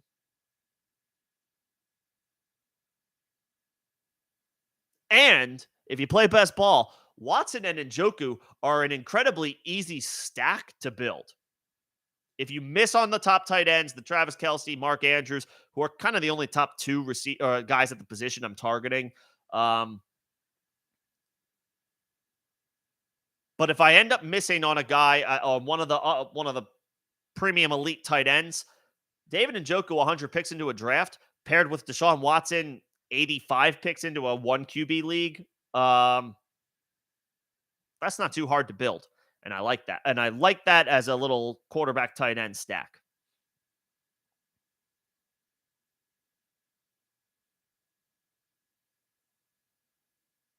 No, we have not seen those elite level numbers for Deshaun Watson for a couple of years. It's understandable. It's understandable. We haven't seen him for 18 months. I expect him to return to at least a low-end QB1 type of performer now that he's over a year removed from everything that happened. He's a year removed from the suspension. He's going into a normal offseason with the team where he's unquestionably, unequivocally the QB1, where he'll take all of those snaps. There's no question of, will Jacoby Brissett or the backup quarterback get some snaps to get ready for being, with the ones this year? Because that's not a topic of conversation. It's just Deshaun Watson, Brown's starting quarterback. I think they've got good talent on offense. They've got a chain mover in the backfield in Nick Chubb. And Deshaun Watson is mobile. That's another thing. That's another, that's another feather in the cap, so to speak. I mean, he's run in his 5-year career, he's run for 400 yards. He's run for 400 yards 3 times, and one of those times he went over 500. Last year in 6 games, he had 175 yards rushing. So Deshaun Watson has rushing upside in a way that guys like Justin Herbert, Trevor Lawrence, Tua don't. So that's what really makes him interesting. I have Deshaun Watson as QB 10. I think he's consensus QB 9. I have him at QB 10, so a little, just one spot down, but he did crack my top 12. The talent that we have seen, obviously not so recently, but recently enough. Remember, Deshaun's only 27. It's not like he's returning from this 2-year, hiatus, and he's 33. Still only 27 years old. He's by no means lost any of his talent. We just haven't seen it recently. Hence why he's down at QB 10.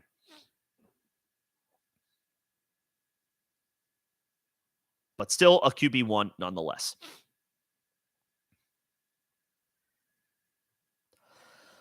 Johnny, what's going on, Johnny? My take on Elijah Moore. I believe it was Joe Dolan from Fantasy Points who he does team breakdowns for Fantasy Points.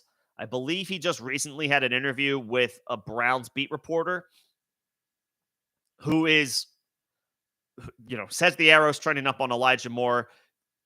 Sounds like, they didn't acquire him. They didn't trade for him for nothing. They intend for him to be a big time part of their offense.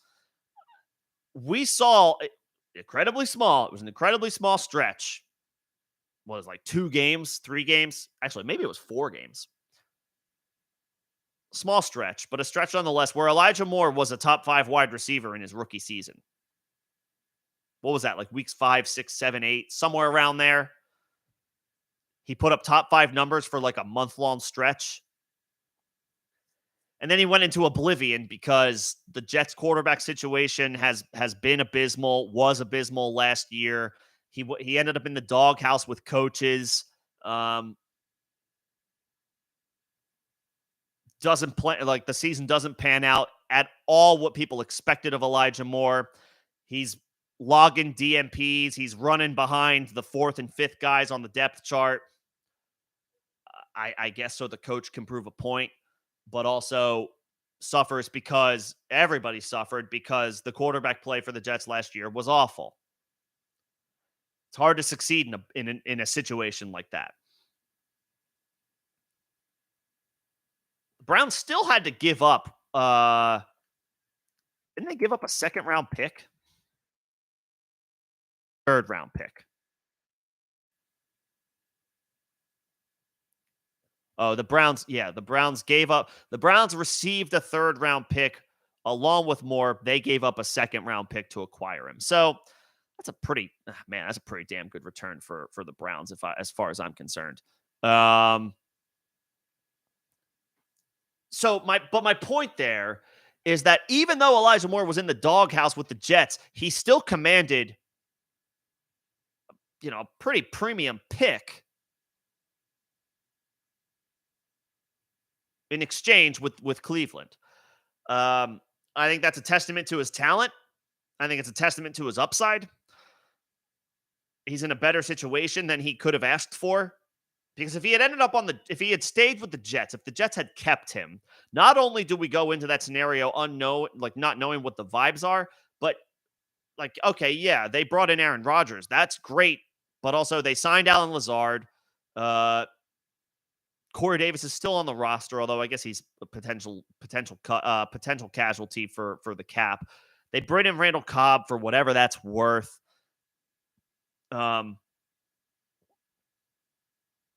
They added and they signed and McCole Hardman. That was the other guy, and they signed McCole Hardman. So like, thank God Elijah Moore got out of that situation because there maybe was possibly no room for him, even if they did keep him.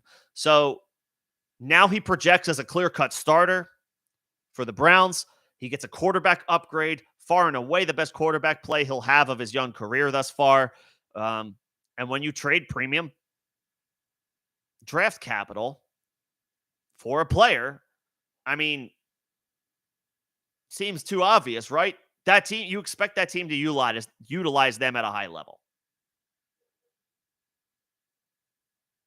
I like Elijah Moore a lot. I think his ADP is around 85. I've been taking him not exclusively, just because in best ball I like to diversify the pieces that I select, and it just doesn't always make sense from a roster construction perspective. But I think he's a great value at with an ADP of around 85 in one quarterback leagues. I think he's a really, really good value. And again, not a difficult stack to build if you grab Deshaun Watson in the draft.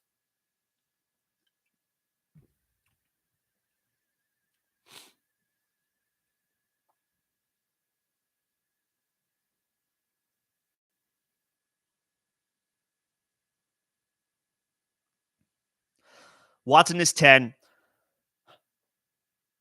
Last two quarterbacks to round out the top 12 for today. And then we'll be shutting this down. The poll currently is heavily in favor of moving to running back 1 to 12 rankings on Thursday. So it's looking like that's going to be the topic for Thursday's live stream. Again, 6 p.m. Eastern on Thursday. So we'll hit running backs 1 through 12 unless there's a miraculous run of votes on QBs 12 to 24. If not, we will finish the quarterbacks. We'll do quarterbacks 12 to 24 next week, next Tuesday, 6 p.m. Eastern. So be sure to tune in for both if you can, and or if you're interested in what I have to say.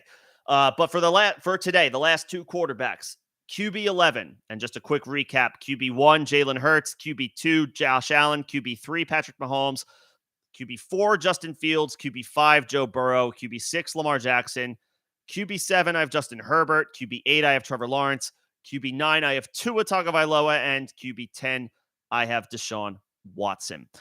QB 11, I have a little bit of pause here. For the same reasons I'm optimistic about Justin Herbert's ranking, are kind of like the opposite reasons why I still believe, but I have a little bit of pause here. I have Dak Prescott as my QB 11. The proof is in the pudding. Dak has been a high-level producer at the position, especially as a thrower of the football over the past several years. Last year was not as good, right? He led the league in interceptions.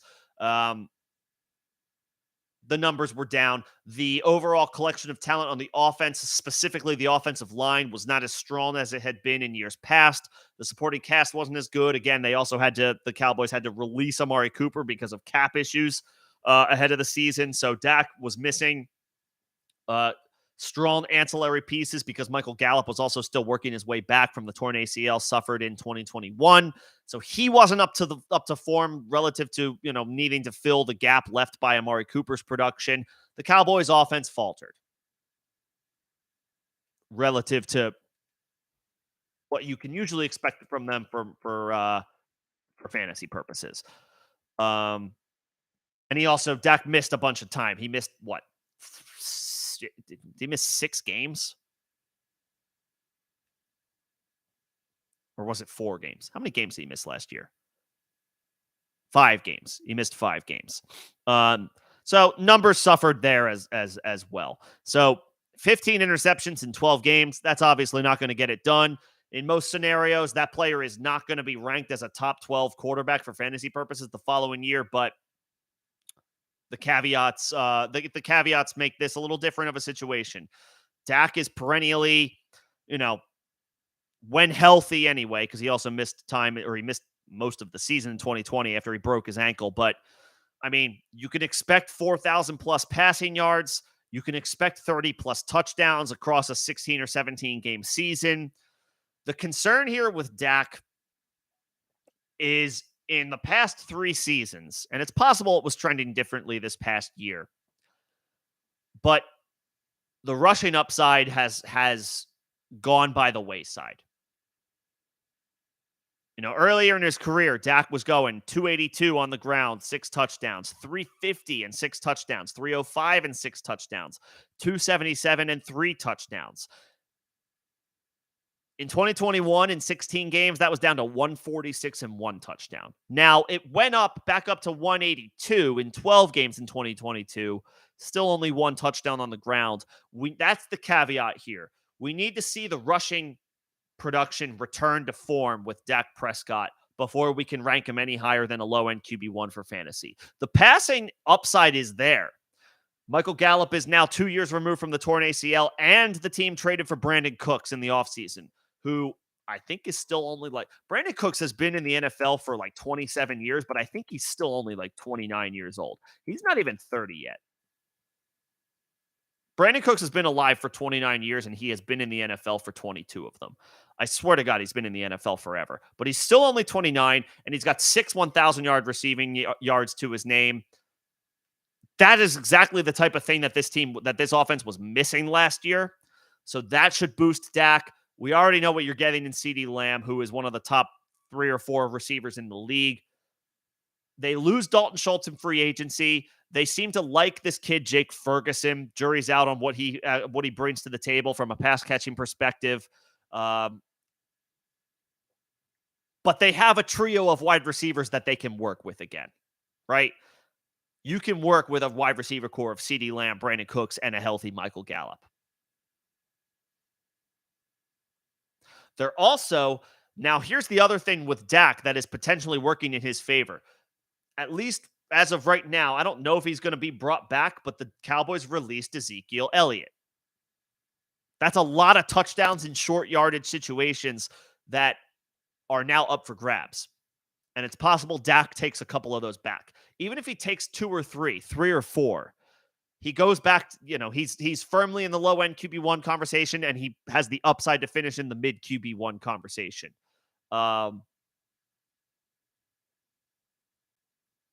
Where I have some pause, so that's the glass half full. I feel like I just gave reasons to be excited about Dak, or reasons for optimism about Dak. The reason I have pause is because while I'm excited for the Chargers from a fantasy perspective, because Kellen Moore is now their offensive coordinator, is reasons why I have a little bit of question about the Cowboys offense. They brought in Brian Schottenheimer. And Mike McCarthy is reportedly going to be more involved as a play caller this year. I don't know if I like that for the Cowboys from a fantasy perspective, from a throwing the football perspective. Brian Schottenheimer, notoriously, his offenses do not finish. Forget the top 10 as far as passing offenses. They don't finish in the top half. Mike McCarthy has alluded to multiple times this offseason. He said it in press conferences. I don't want to be the flashiest team. I don't want to be the offense that scores the most points. I want to be the team that wins the most games. I'm paraphrasing. I'm not quoting him here directly or word for word, but I'm paraphrasing what he was alluding to. Mike McCarthy this offseason has seemed to suggest that he wants to get back to running the football more with the Dallas Cowboys, and I guess passing situationally instead of aggressively, or as the forefront of what you want to do on offense. The Brian Schottenheimer hire as your offensive coordinator only further cements that sounds like that's what's actually going to happen. Which will be interesting to see how that works out, because while I'm very optimistic about Tony Pollard, and I have a lot of shares of him in best ball, he's coming back from a pretty gnarly broken ankle? He broke a bone in that playoff game against the 49ers. So he's working his way back. They've released Ezekiel Elliott, and we're down, at least for now, to the backups being Malik Davis. They drafted Deuce Vaughn super late in the draft, and they signed Ronald Jones in free agency. Outside of Pollard, that's a lot of unknown, and also just a with Ronald Jones, not exciting at all. So if the philosophy that the Cowboys are intending to move with is to run the football more, that's a lot of pressure on Tony Pollard. Unless, of course, they bring a veteran in, which they still could. But if they want to run the ball more, and if they're gonna practice what they preach, I got to put Dak at QB 11 instead of like sneakily putting him in as the QB 8 or 9. The upside is there. Whether the scheme calls for it, whether the offensive scheme calls for Dak putting up 4,800 total yards from scrimmage when you factor in potential upside running the football.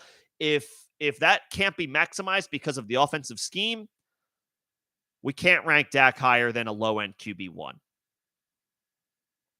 They should throw the ball plenty. You have CeeDee Lamb, one of the best receivers in the game. You have Brandon Cooks, who has been one of the better deep threats in the NFL over the course of his career. You have Michael Gallup, who prior to the torn ACL, the general consensus on Michael Gallup was he would be he would be a wide receiver 2 on most teams. He just wasn't for the Cowboys at the time because they had CeeDee Lamb and they still had Amari Cooper.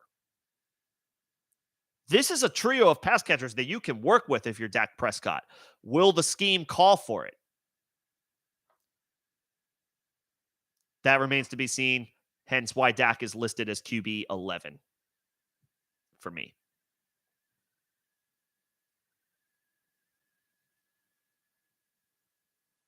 Dak should be fine. He should be fine as a low-end QB1. His ADP is not outrageous. It's down quite a bit considering the production output last year. But because of the change in scheme,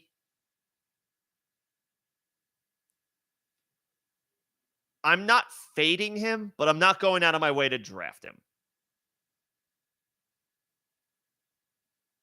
I have plenty of shares, and if I end up with CeeDee Lamb, then I do prioritize drafting Dak Prescott to get the stack. But that's the only instance where I'm prioritizing Dak. If Kellen Moore was still the Cowboys offensive coordinator, I would be prioritizing Dak, but he's not.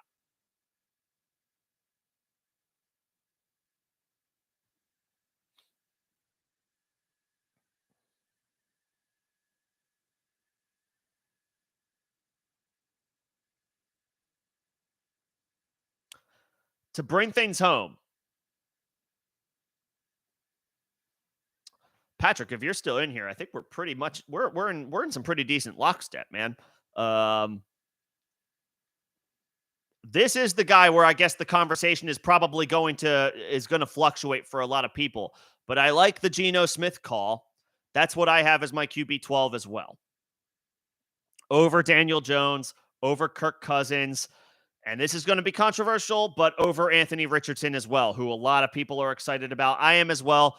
Anthony Richardson, as a rookie, the hype machine, does not crack my top 12 rankings, at least not as of today, June 27th. We got to wait and see on him before we put him in the top 12 rankings before he even takes a snap. But I do like Geno Smith a lot for an encore performance this year.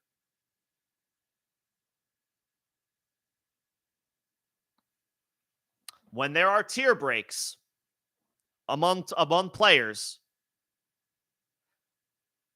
it comes a question of like what are those players' intangibles? And the intangible that Geno Smith has that Anthony Richardson, Kirk Cousins, Daniel Jones, some of these other guys, Aaron Rodgers, Jared Goff, it's that trio of pass catchers that Geno Smith has to work with. DK Metcalf, Tyler Lockett, Jackson Smith-Njigba, who was the first receiver off the board in the draft this past year. Not to mention talented players in the backfield in Kenneth Walker and Zach Charbonnet. They've got 87 tight ends up there. Noah Fant. Is it Colby Parkinson? I think Will Dissly is back from an injury, so he's returning. There's a lot of talent on that Seattle offense.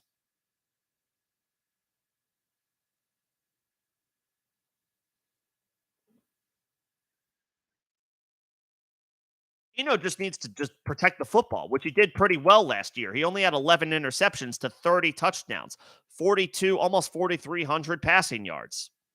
Now they add Smith and Jigba to that group. They add Zach Charbonnet to that backfield.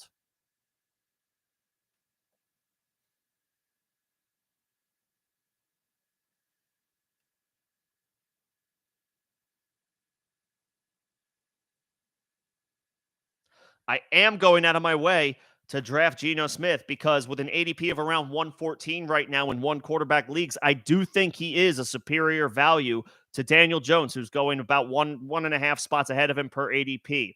Kirk Cousins, who's going a couple spots ahead of him above ADP. Dak Prescott is 11 or 12 spots ahead of him according to ADP.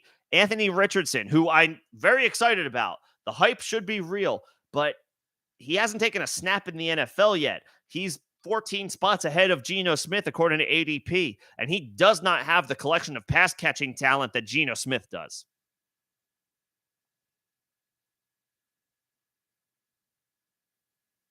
Same can be said for Daniel Jones in New York. And while Justin Jefferson is excellent, literally the best receiver in the NFL, that collection of wide receivers is deeper.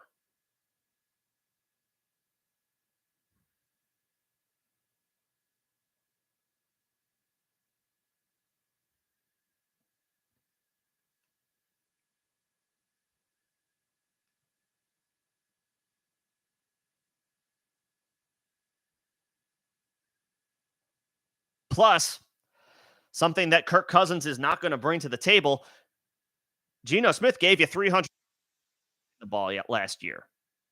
That was redundant of me. But Geno Smith gave you 300 yards last year.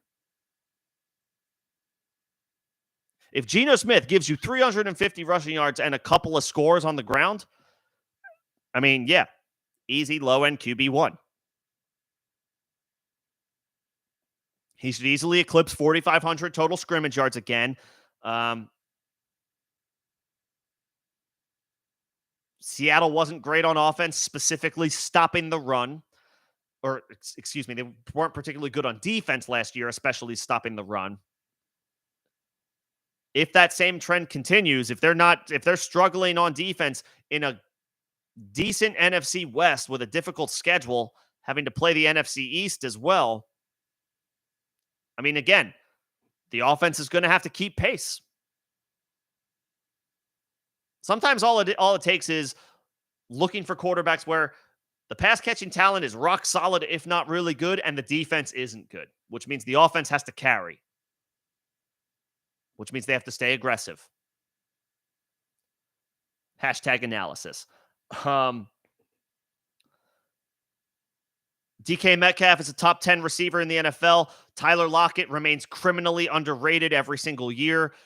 He always he finished as a wide receiver 1 once again last year, and he's going off the board as like the wide receiver 33 or something like that. Tyler Lockett remains criminally underrated. Jackson Smith and Jigba. A lot of people had, myself included, as the number 1 rookie prospect at the wide receiver position.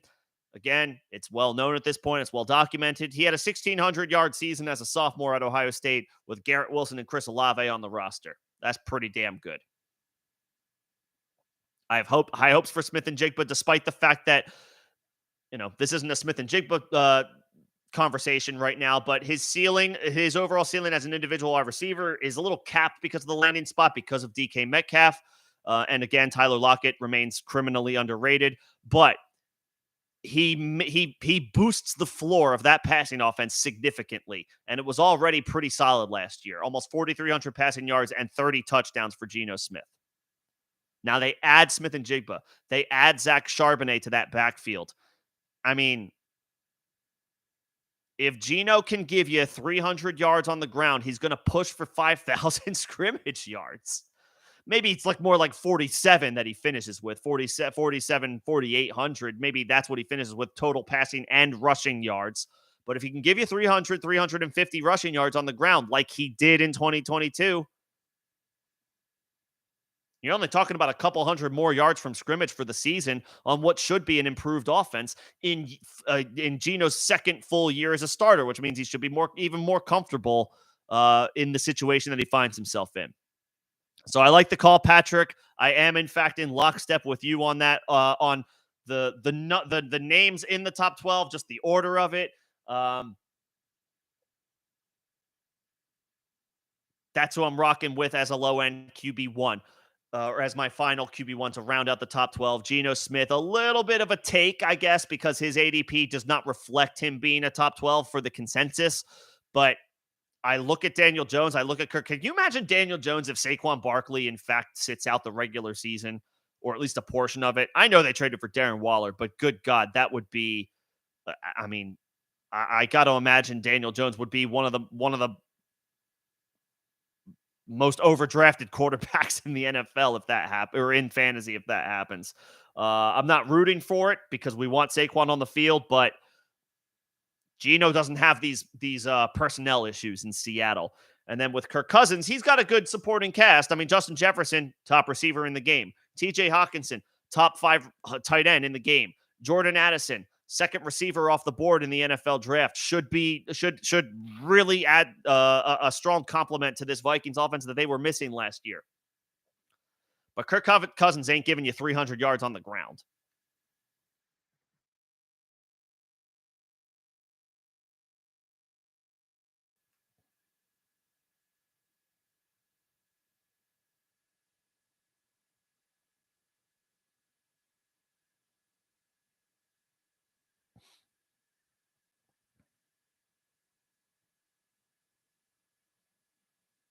Like Kirk Cousins might give you 100 yards, maybe 150. Kirk Cousins can give you 100 to 150 yards on the ground. Geno can give you 300 well, he gave you 366 last year. And therein lies the difference. So that'll do it for today's rankings. Again, one more time, and I'll make sure to do two things. I will timestamp this, and I'll do my best to cut this up for individual snippets of each quarterback. Hopefully, I was able to string together enough cognizant thoughts to put a mini video together for each one. But in the event that I didn't, I'll timestamp this. Jalen Hurts is my QB1. Josh Allen is my QB2. Patrick Mahomes is my QB3. Justin Fields is my QB4. Joe Burrow, my QB5. Lamar Jackson, QB6. Justin Herbert is my QB7. Trevor Lawrence, QB8. Tua Tagovailoa, QB9. QB10, Deshaun Watson. QB11, Dak Prescott. And QB12, Geno Smith. I will be doing looks of the poll, and I'm going to go ahead and end it now because we are wrapping this up. On Thursday, we are going to do the top 12 running back rankings for the 2023 season. I will wrap up QB rankings next week on Tuesday. So I got 2 streams coming up between Thursday and next Tuesday, both at 6 p.m. Eastern. We'll do the running backs this week. We'll finish the quarterbacks next week. That'll do it for me for the rest of today. Appreciate you guys all coming in and hanging out for a couple hours, talking shop. Y'all already know I always appreciate the discourse. I always appreciate the dialogue in the chat. Hopefully this was a fun, entertaining one for you guys, and we'll be back at it on Thursday. Well, I'll be back at it Thursday, and we'll talk running back. CXK, good to see you. Good in here, man. As we wrap this up, appreciate you guys. Appreciate the support as always. Again, I'll timestamp this guy for anybody who needs to run this back, and I'll try to slice this thing up into some individual snippets for each quarterback. That'll do it for tonight. Everybody enjoy the rest of your evening. I will see you guys on Thursday. Thanks, everybody.